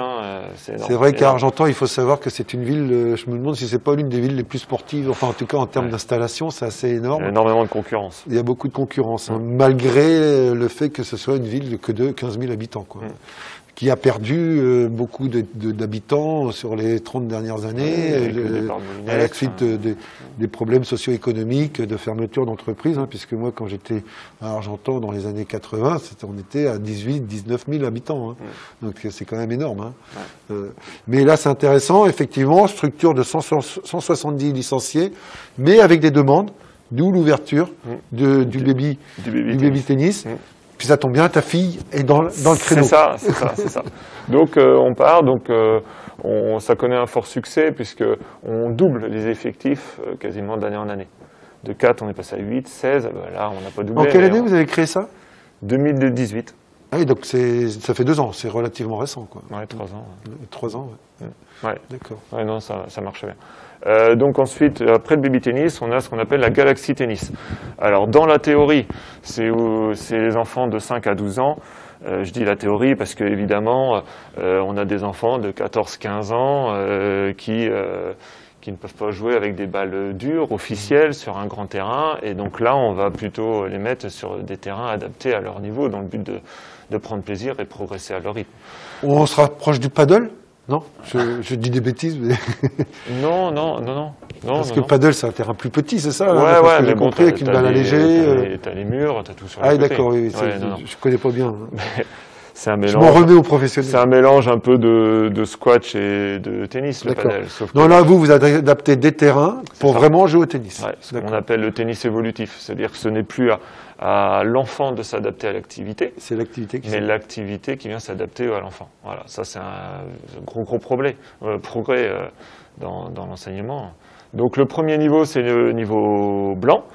Voilà, on a le niveau violet, rouge, orange, vert, et ensuite donc c'est le niveau jaune avec la balle officielle. Et les enfants valident leur niveau à chaque fois avec des petits tests, j'imagine. C'est ça, c'est ça. Et en fin de compte, attends, j'en ai, je peux te montrer ça ici. Voilà, donc là je vous ai mis le terrain blanc et le terrain violet. Donc voilà, il y a des fiches d'évaluation.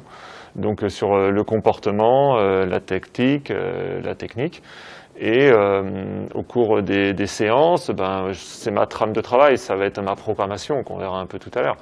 Et donc par exemple, ça va être serrer la main de l'adversaire au niveau blanc, le tout premier, ça va être la position d'attention, tenir correctement sa raquette, c'est se replacer correctement au milieu de son but. Voilà. Et donc on valide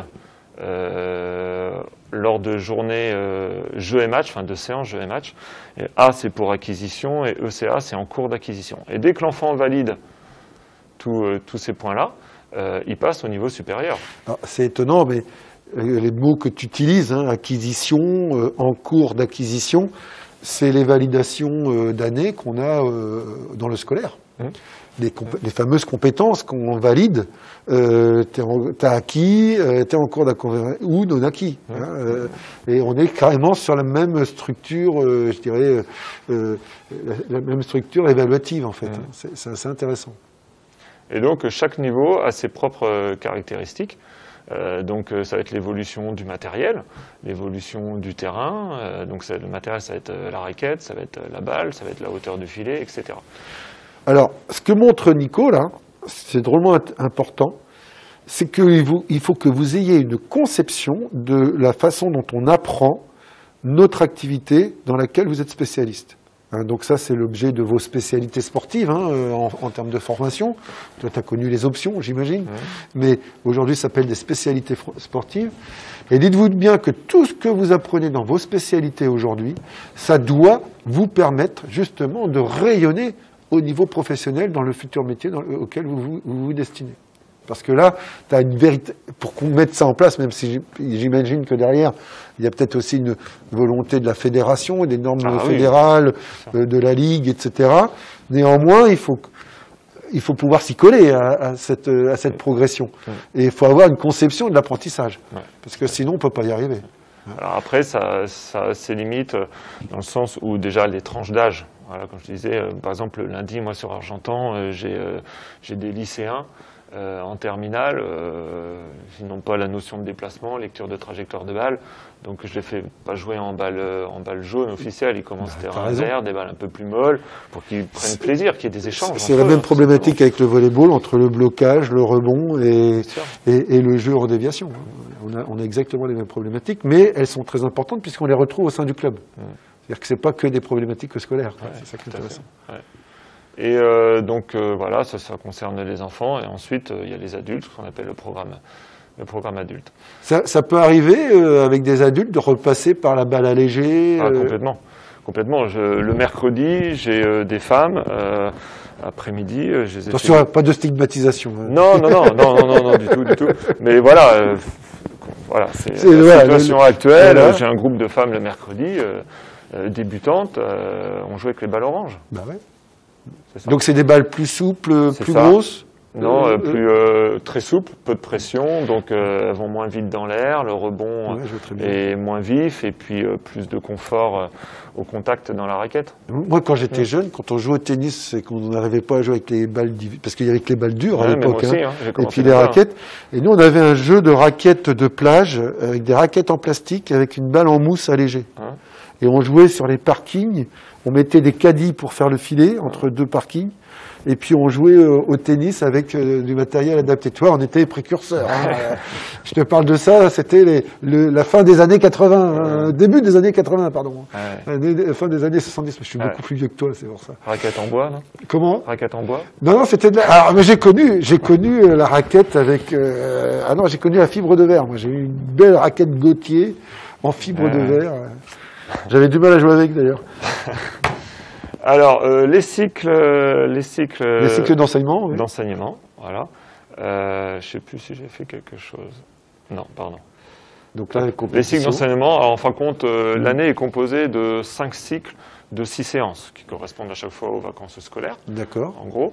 Et donc, moi, concernant les enfants, je vais tenir compte donc, de ces fiches d'évaluation pour établir mon contenu. Et la dernière séance avant chaque vacances scolaire, on fait une séance jeu et match. Et au cours de cette séance, donc, je valide ou pas les choses que l'on a travaillées durant les séances. Voilà. Donc moi, ma programmation concernant les enfants se repose exclusivement sur ces fiches d'évaluation. Question par rapport à cette formation des jeunes. C'est une formation des jeunes hein, que tu as mise en place avec le club. Pour le club, c'est quoi le but? Parce que j'imagine qu'il y a l'intérêt de l'enfant, enfin des parents ou de l'enfant qui inscrivent leur enfant dans la structure pour apprendre à jouer au tennis. Et puis d'autre côté, il y a l'intérêt de la structure qui forme des jeunes, peut-être pour un peu plus grand rayonnement, construire des équipes. Tu disais que la compétition était de plus en plus difficile. Ouais, Pourquoi les jeunes viennent jouer au tennis si les années vers de la compétition, c'est de plus en plus difficile? Je pense pas qu'ils viennent pour la compétition, justement. Alors ça, c'est intéressant quand même. Ils viennent pour le plaisir de pratiquer une activité, quoi. Donc on serait plus sur une activité santé on va s'entretenir physiquement. Oui, ça, loisirs, santé. Ouais. Loisirs, santé, mais pas forcément du dépassement de soi lié à la représentativité dans un club, devenir le meilleur joueur de la région ou du département. Ils se font très rares maintenant, ces jeunes-là. Voilà. Tu as vu une mutation là sur ces 15-19 on en parlait déjà quand j'étais étudiant ici, j'avais un cours avec Michel Desrues qui nous disait que les mentalités allaient changer dans les années à venir et qu'il fallait s'orienter vers le sport-loisir. Sport santé, sport loisir, c'est dont on parle aujourd'hui. Nous concernant, oui, c'est ça. De toute façon, on le verra après sur des graphiques que le nombre de compétiteurs ne cesse de chuter, lié à l'évolution des mentalités, lié à la difficulté du tennis aussi, qui est un sport par essence technique. Donc, qui dit technique dit contrainte, dit exigence, dit répétition. Moins, quand même. Moins, parce que moi j'ai connu un tennis très élitiste, même s'il y a eu une époque où on a construit beaucoup de terrains de tennis pour y accéder gratuitement. Hein. Je jouais à Caen, moi je jouais régulièrement sur des terrains structure verte, là, etc.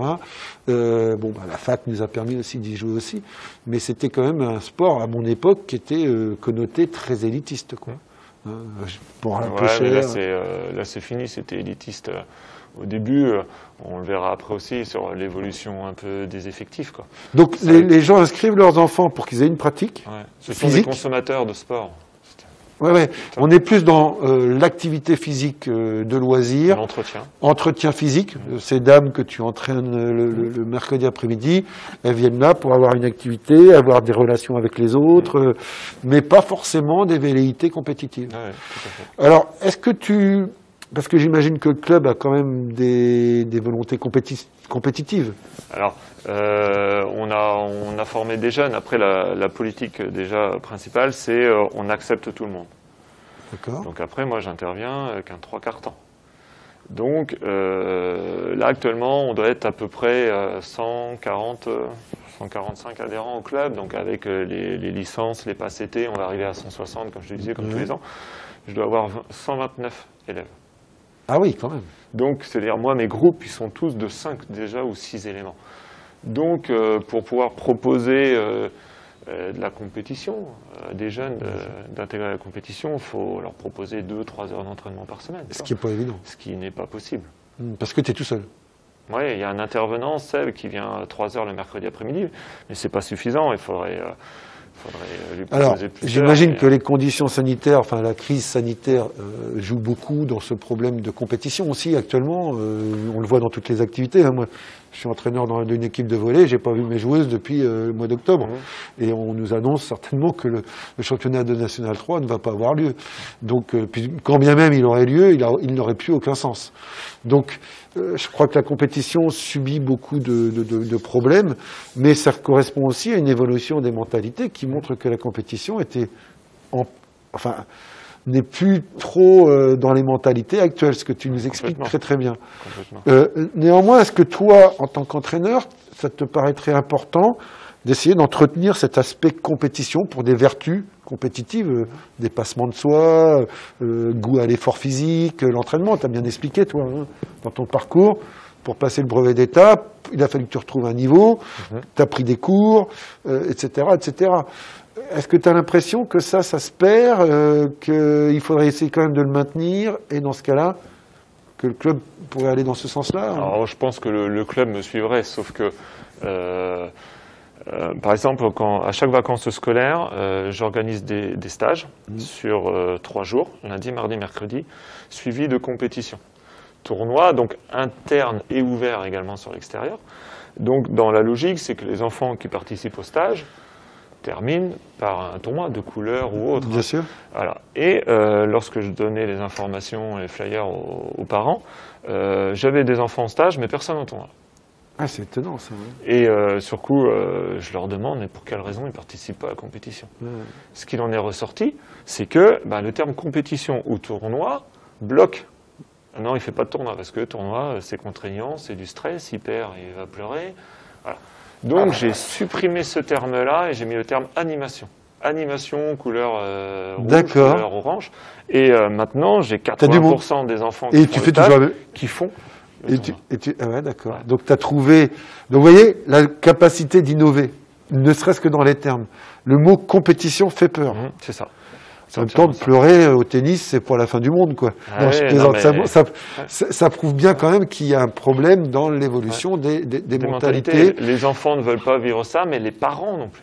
Alors, c'est là où nous, la semaine prochaine, j'ai Adrien Duterte là, qui vient, qui est préparateur mental pour l'optimisation de la performance. Hein. Alors, quand on parle de performance, c'est pas simplement la performance compétition, mais tu le montres bien quand même, parce qu'il y a de la compétition quand tu passes d'un niveau à un autre.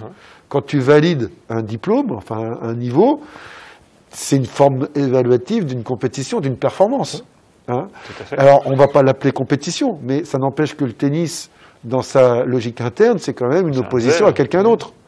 Et si tu veux passer à un niveau supérieur, faut que tu gagnes, hein, ou en tout cas que tu perdes avec le moins d'écart possible.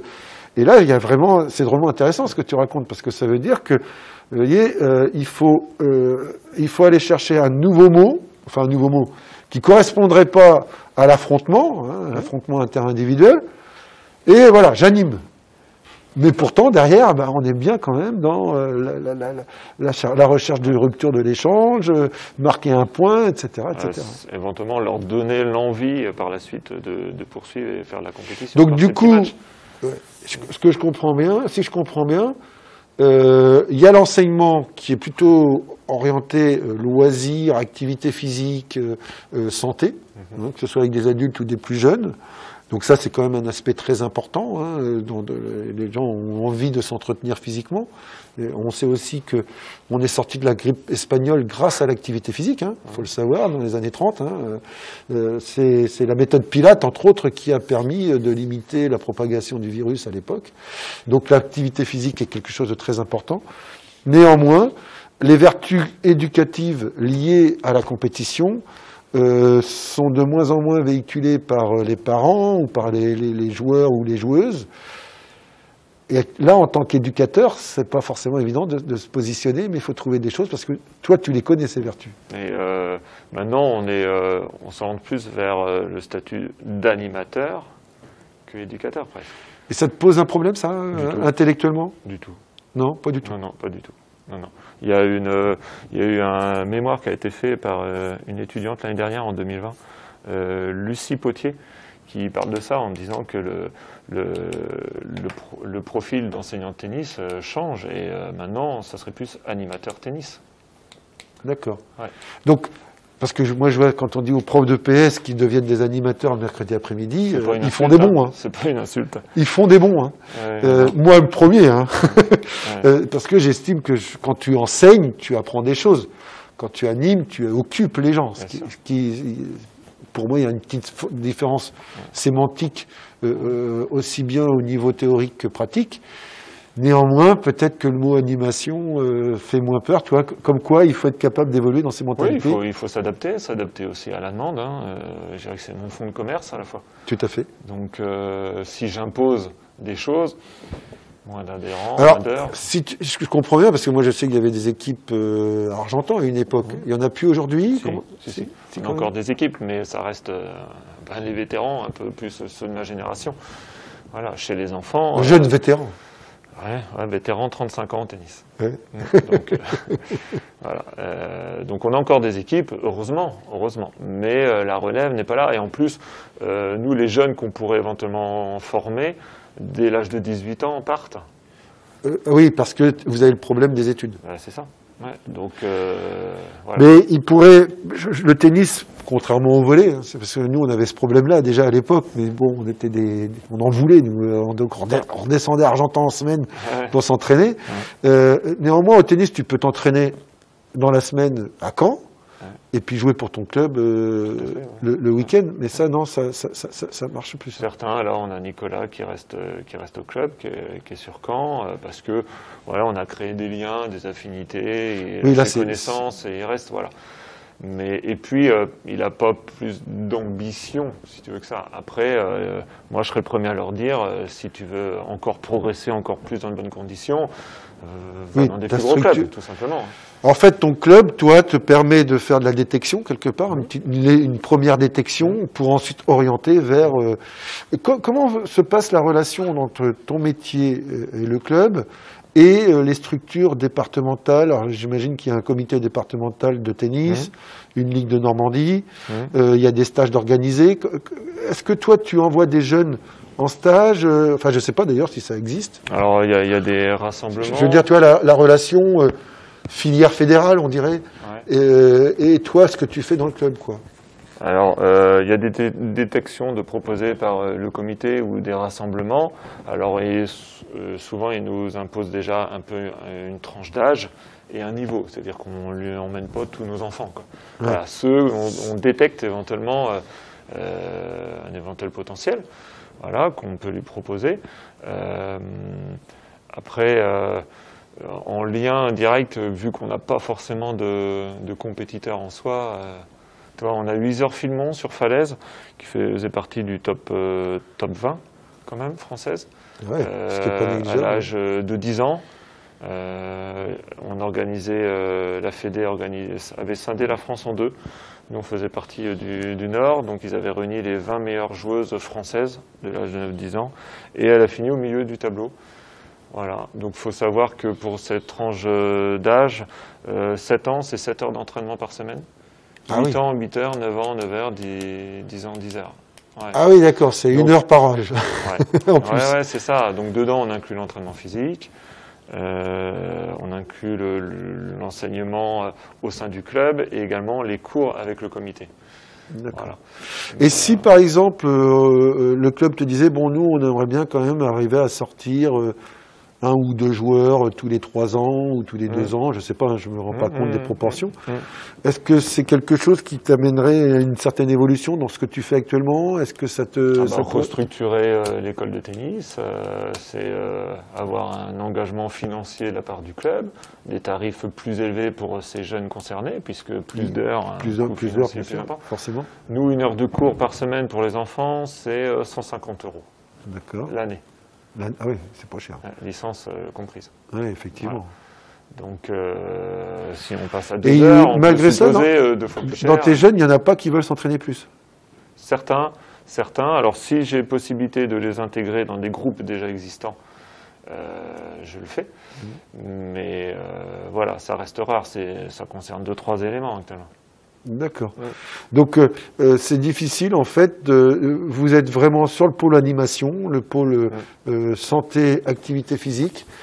mais l'aspect détection, compétition est de plus en plus compliqué. Donc, sur des structures comme Argentan. Tu as des comparaisons sur des clubs plus gros Non, mais...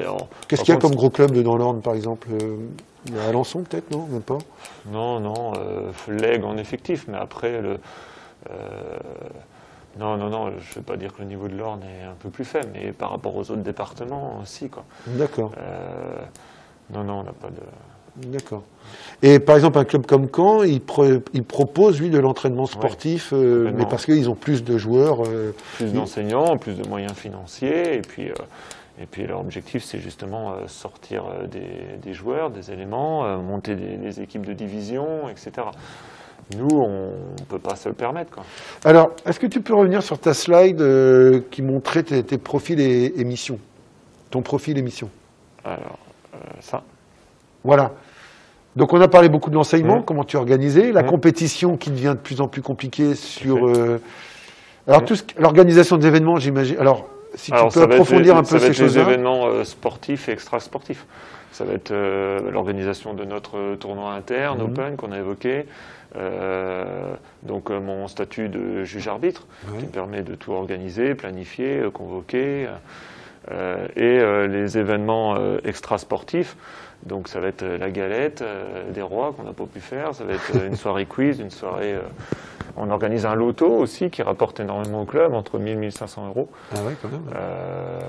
Voilà, c'est tous ces événements-là, je regroupe tout. Ouais, je comprends bien. D'accord. Voilà. Et en communication, ça va être la communication interne et externe. Interne, ça va être le site du club, ça va être les mails envoyés aux adhérents via le logiciel ADOC, qui est l'aide au développement et à l'organisation des clubs, mis à disposition des associations par la Fédé.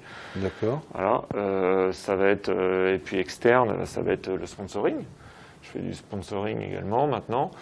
Je me libère une demi-journée dans la semaine. C'est ta volonté ou c'est le club qui t'a donné cette mission-là en plus? Non, c'est un peu des deux, mais c'était plus une volonté. Je vais dire, maintenant que mes filles vont à l'école, j'avais plus de temps de libre en journée. Et je trouvais ça intéressant à nouveau, donc il fallait monter un dossier de sponsoring, un contrat. Ouais, sympa. Ouais. Voilà. Et là, cette année, l'année dernière, j'ai dû apporter une dizaine de sponsors au club. Oui, quand même. Ouais, là, on reconnaît ton côté management. Oui, mais c'est plaisant. C'est plaisant. Et puis, moi, je suis pas refoulé. Les gens, ils me disent oui ou non, j'insiste pas. Oui, puis tu commences à être connu. Sur la place quand je vais démarcher la fleuriste, j'achète pas souvent des fleurs à ma femme. Elle me connaissait pas. Mais voilà. Tu devrais pas. Elle est sponsor. Je pense qu'elle accepterait les fleurs. Elle est sponsor du club. Voilà, ils ont accepté. Ça se passe bien. J'ai pas vraiment de refus en plus. Alors c'est 150 € l'année sur un contrat de 3 ans. C'est pas non plus des tarifs exorbitants, mais on peut pas se le permettre. Voilà. On préfère avoir du monde, jouer sur la quantité à nouveau, qu'avoir un ou deux sponsors qui nous apportent 800 €. Ouais. Non, mais c'est intéressant. Donc, ce qui est intéressant de ce qu'on voit là, c'est que, dirons-nous, en termes de proportion quand même, enseignement, compétition, organisation et l'événement et communication, sur ton contrat de travail, en termes d'heures, tu passes beaucoup de temps sur l'enseignement, forcément. Ouais. Évidemment, enseignement. Après, les compétitions par équipe individuelle. Donc, il y a deux périodes, l'hiver et l'été, sur une durée d'1 mois et demi, parce que je gère les équipes senior plus, les deux. Donc après, dans la compétition, ça va être nommer le capitaine d'équipe, c'est sélectionner les joueurs, c'est établir le planning des rencontres, les horaires, les convocations des joueurs, qui emmène. Quand on reçoit, toi, tu apportes les croissants, toi, tu apportes... l'entrée, toi le fromage, voilà, c'est tout ça. Préparation des balles, des feuilles de match. Donc c'est pas que l'aspect, entraînement pur. Non. Tu nous as parlé de programmation, tu voulais parler de ça tout à l'heure, je crois. Programmation, il y avait... au niveau de l'enseignement ou de la préparation de tes équipes, je sais pas. Alors c'était concernant les adultes, j'ai parlé des enfants, comme quoi je me reposais surtout sur les niveaux de couleurs. Parce que, si tu veux, dans les contenus de formation de nos étudiants, là, nous avons des cours sur la méthodologie de l'entraînement, sur la programmation à venir, relation programmation-planification, du projet à la situation d'apprentissage, des choses comme ça. Ouais, j'ai quelques souvenirs de ça. Tu as quelques souvenirs de ça? Ouais, voilà. Ça a évolué quand même. Je je fais pas la programmation comme vous pouvez le voir. Là, concernant les adultes, entre autres, on va respecter les grandes lignes, c'est-à-dire cibler les tournois dits de préparation, les tournois principaux, majeurs. Ça va être les rencontres par équipe. Ça va être le tournoi Open, enfin limité maintenant à 3-6 au mois de mars, et les championnats de printemps mai-juin. Donc en fin de compte, en début de saison, septembre, comme les championnats hiver débutent début octobre, peu de temps après début de saison, je mets les élèves plutôt en situation de match, d'échange, tout le monde est content de revenir, on veut jouer, pas de contraintes. Donc on travaille service, retour de service. Les championnats, une fois terminés, décembre, janvier, février, je vais plutôt axer sur le physique et la technique, puisque la technique... Retour des fêtes. Ouais, aussi, pour perdre des petits kilos du jour de l'an et Noël. Donc voilà, entraînement physique jusqu'en février, puisqu'au mois de mars, on a notre tournoi Open. Donc là, je vais plutôt repartir 15 jours avant sur des remises en situation, travailler surtout la tactique. Parce que la technique, c'est très perturbant pour l'élève. Si tu commences à modifier des prises de raquettes, une gestuelle, lors de son match officiel, son cerveau va rester bloqué sur ces points-là. Bien sûr. Et il sera complètement perturbé. Il y a des moments pour changer ça, ce qui est pas, surtout pas en termes de compétition, pas pendant la compétition, parce que sinon là, c'est facteur de contre-performance justement. Tout à fait, ouais, c'est ça. Donc voilà, je respecte ces grandes lignes-là, puisque là, on est à nouveau sur des groupes collectifs. Donc chaque élève a ses propres intérêts, ses propres souhaits. Je ne peux pas faire un programme individualisé, quoi. D'accord, ok.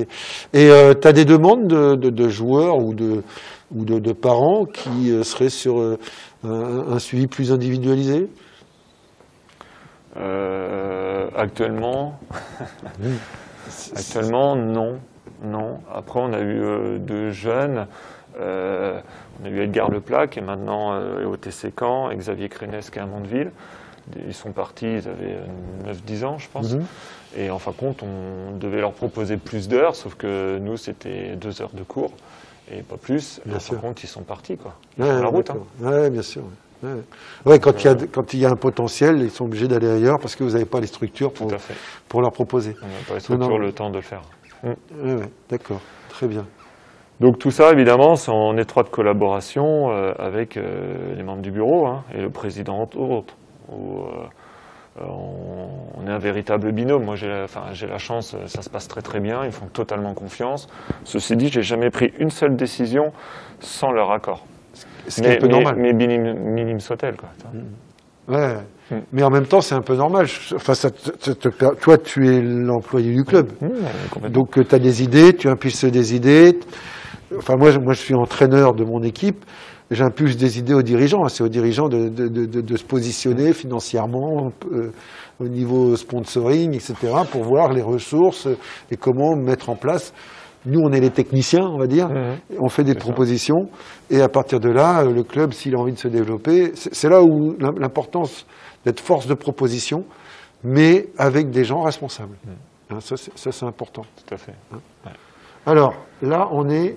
Alors, en gros, c'est la situation actuelle, et puis l'évolution, vers quoi on va attendre, en fin de compte, qu'est-ce qu'on pourrait proposer. Donc, l'évolution des effectifs de la Fédé. Alors, au niveau national, donc. Oui, niveau national, hommes-femmes confondus, voilà. Donc cette chute, elle date pas uniquement de 2017. Donc là, tu parles des licenciés qui pratiquent en compétition. Licenciés, compétition ou pas? Licenciés de la Fédé. Mais voilà, ils ne sont pas forcément en compétition. Non, les licenciés de la Fédé. Enfin, oui, donc on est à plus de 102 000 Alors j'ai les chiffres exacts. Donc en 2017, on est à 1018. Ensuite, on est à 985 000. 978 000 et 972 000. Voilà. Alors cette chute est date. C'est-à-dire qu'il y a eu la période faste du tennis, c'est années 85-86. On l'évoquait tout à l'heure, entre autres la démocratisation du tennis. Et puis les champions. La victoire de Yannick Noah. Donc la Fédé, en 86, a lancé la construction, je crois que c'est de 4000 terrains en France et 13 000 terrains de tennis. Ah oui. Ah oui, quand même. 4000 clubs et 13 000 terrains. D'accord. pour justement répondre à cette forte demande, cette explosion. Bien sûr. Voilà. Et les gens se sont vite rendus compte que c'était sûrement déjà un sport difficile. Et dès 86, la courbe est chute fortement. Et short, bien sûr. Ouais, il y a eu une légère remontée début des années 2000, et depuis 2000, ça chute pour passer en dessous de la barre symbolique du million de licenciés en 2018. Quoi. Ouais, il y avait quand même 1 million de licenciés de tennis en... Donc là, en 2017, on était donc 1 18 000. En 85, on était 1 391 000. Et tu te rends compte, nous au volleyball, on est à 300 000... Et encore là, on en perd parce qu'il n'y a plus de compétition. Mais bon, c'est une grosse structure, hein, c'est une machine, la FFT. Mais ça tombe. Alors, en plus, ça. j'imagine que lié à la crise sanitaire, ça ne doit pas aider. Non. Et puis, on aura les retombées par la suite, mais effectivement. Alors après, là, je pense que malheureusement, les fédés, les clubs doivent se préparer au pire, parce qu'on ne connaît pas encore sur quelle proportion cette crise du Covid, ce troisième reconfinement, influenceront ou dissuaderont les adhérents de revenir. Bien sûr. Alors, question plus technique liée à cette fameuse crise qu'on vit depuis maintenant presque 1 an et qui, a priori, n'est pas terminée, hein, loin de là. Est-ce que ça t'a dû... t'as toujours autant de travail, j'imagine, par rapport à toutes tes missions, mais en termes d'organisation, je parle pratique. Le tennis a un gros avantage de ne pas être un sport de contact. Il a fallu que tu réduises tes groupes de fonctionnement, de formation. Est-ce que, bon, après 5 ou 6 joueurs à chaque fois, ça ne doit pas être la mer à boire. Alors, on avait le droit à des groupes de 6. 4 joueurs pouvaient jouer en même temps et 2 autres devaient attendre au niveau du poteau. Tu enseignes avec le masque? Oui, obligatoire. Ouais. Les élèves l'enlèvent sur le terrain. Comment? Les élèves lors de la pratique, ils peuvent l'enlever. Voilà. C'est comme au volley. Nous, on le garde. D'accord. Voilà. Donc au mois de juin, après le premier confinement, les élèves n'avaient pas le droit de toucher aux balles. Donc ils les poussaient avec leur raquette dans un coin, et puis je me mettais à genoux et je remplissais le panier de balles. Ouais, on a eu ces contraintes-là. Et le service, tu faisais comment? Non, on ne travaillait pas. Donc tu envoyais des balles, non? Ou avec un robot? Au panier, etc. Ou alors il y avait l'autre solution, c'était les marquer. Et oui, après, c'est-à-dire le groupe suivant, tu fais comment? Bon, non, c'était la seule solution la plus, réalisable, c'était celle-ci. Complexe, d'accord. Ouais. Et là, c'est un peu plus libéré actuellement. Voilà, c'est fermé. Donc, Ah ouais, donc là, tu travailles pas en ce moment? Non, je travaille pas. Non. On a travaillé les 15 premiers jours de janvier, et là, c'est fermeture totale des structures. Ah ouais, d'accord. Et vous n'avez pas de vision là-dessus? Non, du tout. Ouais, c'est quand même assez inquiétant. Hein, Oui, je pense, parce que, en fin de compte, cette question, est-ce que les adhérents reviendront, elle est cruciale. Parce que, surtout pour des petites structures comme les vôtres. Quoi. Ouais. Et même le mouvement sportif, hein, il dépend de ça. Il dépend des souscriptions des adhérents, c'est la ressource même des clubs. Donc, s'il n'y a pas d'adhérents, il n'y a pas de vie. J'ai lu ça quand j'ai un peu bossé avant de venir. On voit, c'est préparé. Hein, en 2019, tu as l'Institut national de la jeunesse et de l'éducation populaire qui a estimé donc à 16 43 000 licenciés, toutes disciplines confondues. D'accord. 16,43 millions de licenciés. Et la ministre déléguée au sport, Oksana Maracineanu, a dit en septembre dernier que ce chiffre allait chuter de 20 à 30% sur la saison 2020-2021. Donc, non, mais il y a un point d'interrogation. Ouais, et puis je crois qu'il va falloir qu'on soit aussi force de proposition, nous les acteurs du monde sportif, pour qu'on continue à pratiquer. Alors déjà, tu disais qu'en temps normal, le tennis, moins de compétiteurs. Plus s'orienter vers l'activité physique, le loisir et la santé. Santé, bien-être. Voilà, santé, bien-être. Néanmoins, il va falloir être force de proposition pour montrer que va peut-être falloir qu'il y ait des études scientifiques pour montrer que dans une grande salle couverte de tennis, et qu'on est 4 ou 5 à jouer, il y a moins de chances de propager le virus que d'être à 3000 ou 10 000 dans une surface, dans un centre commercial.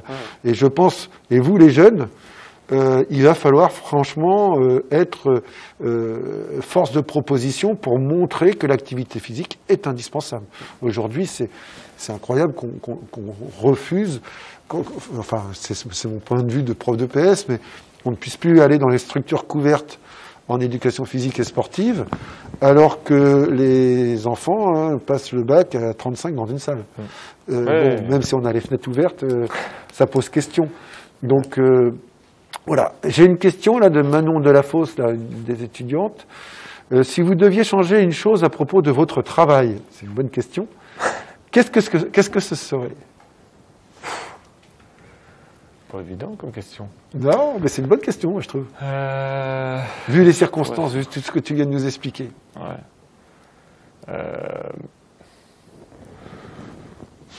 Pas grand-chose. Enfin, je veux dire, là, ça me plaît. Après, c'est répondre à la demande. Donc, je sais que sur Argentan, on a pour projet la construction de 2 terrains de padel. Alors, ça fait déjà depuis 2 ans que le projet est lancé. Donc, il est entre les mains de la municipalité. Il y a eu le changement, évidemment, suite aux élections. Donc, c'est un peu en stand-by actuellement. Peut-être s'orienter effectivement vers ces sports plus ludiques, plus conviviaux. Des formes de pratiques différentes. Quoi. Ouais, c'est ça. C'est ça.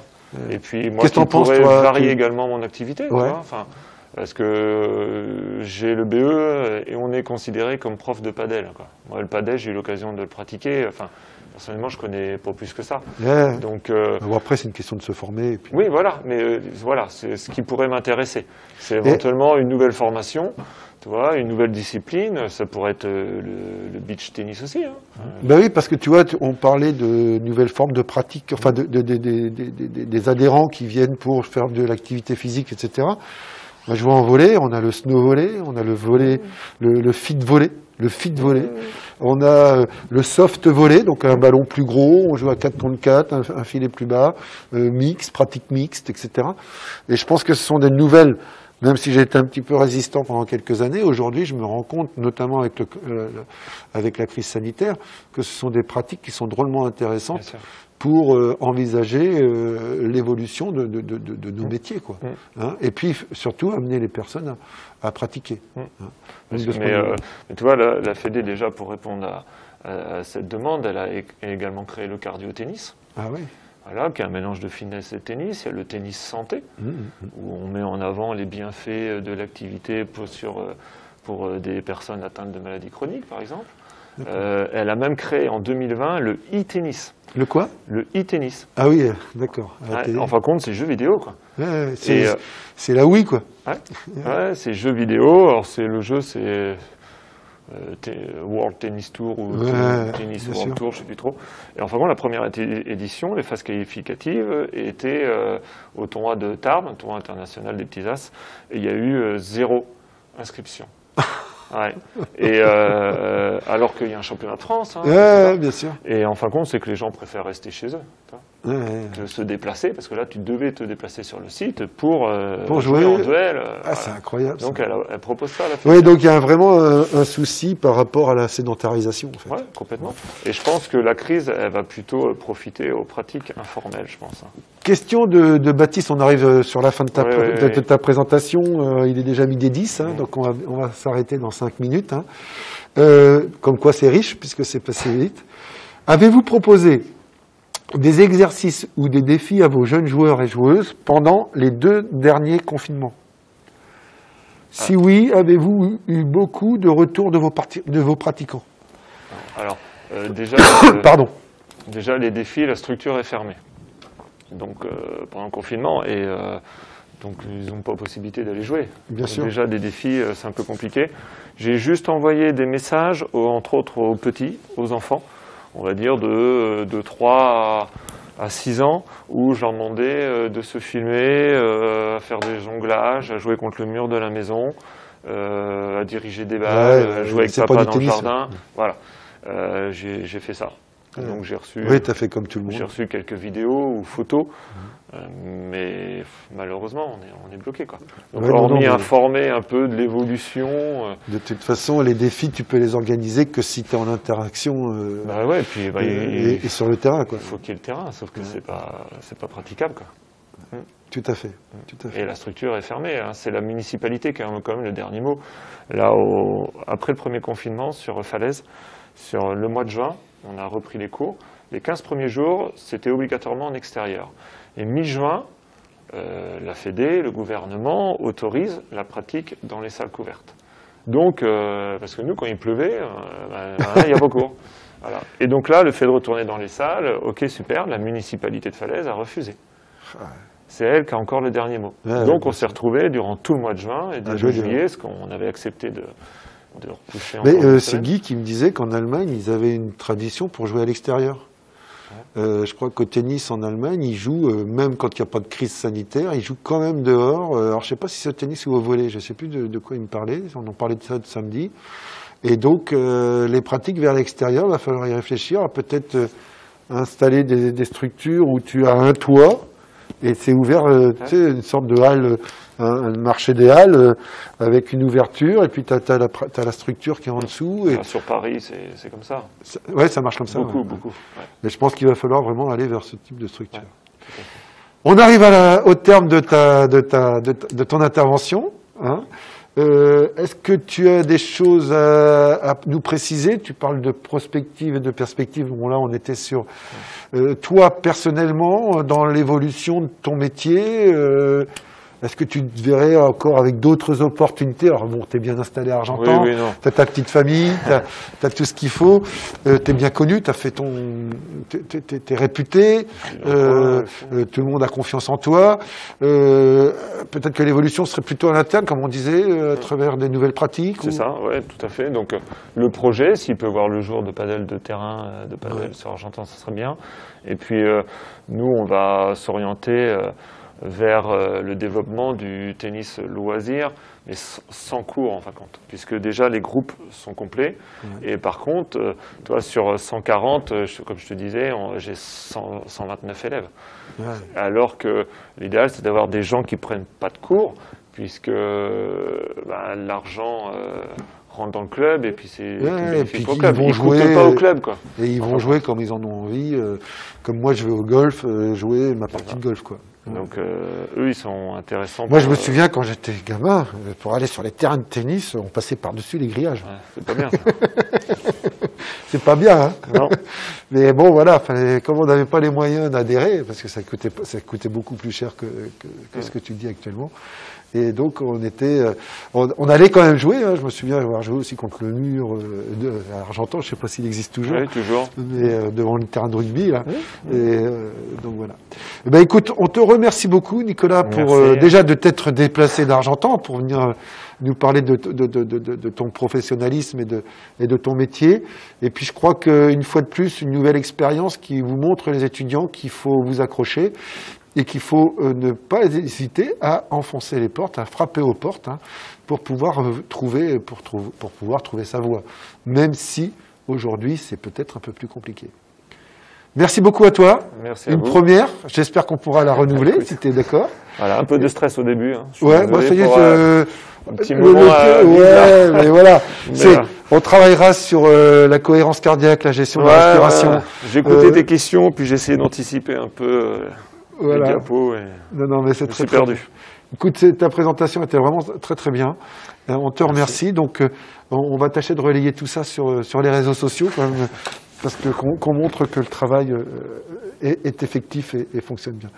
Merci une fois de plus à l'équipe du CEMU, à Julien de l'ABU, hein, qui vous êtes là toutes les semaines, et sans vous, on ne pourrait pas fonctionner. Donc, merci encore beaucoup à vous. Hein. Et donc vous pourrez retrouver naturellement ces conférences. Donc dans un premier temps sur la Web TV, hein, c'est ça, de l'université, hein, tu me confirmes, Julien, Eric également. Et puis dans un deuxième temps sur YouTube, mais bon, ça demande un travail un peu plus de manipulation, donc ça demande un petit peu plus de temps parce que Julien est un peu débordé et les problèmes techniques ne sont pas toujours évidents à résoudre. En tout cas, merci à vous deux et puis à toi, Nico. Et j'espère que j'aurai l'occasion de pouvoir te réaccueillir parce que c'est un format conférence ES qui est vraiment très intéressant. D'ailleurs, tu vois, je t'ai envoyé. Ce que j'aimerais pouvoir faire, mais ça, j'ai jamais réussi à le faire, c'est réunir tous les intervenants à la fin avec les étudiants et que tout le monde pourrait échanger. Mais là, je crois que cette année, ça va être très mal engagé. Et l'année dernière, on n'a pas pu. On serait bien dans cette salle là avec tous les étudiants et tous les intervenants, mais malheureusement, je crois que cette année, ça va passer à la trappe. Voilà. En tout cas, merci beaucoup à toi. Merci à vous.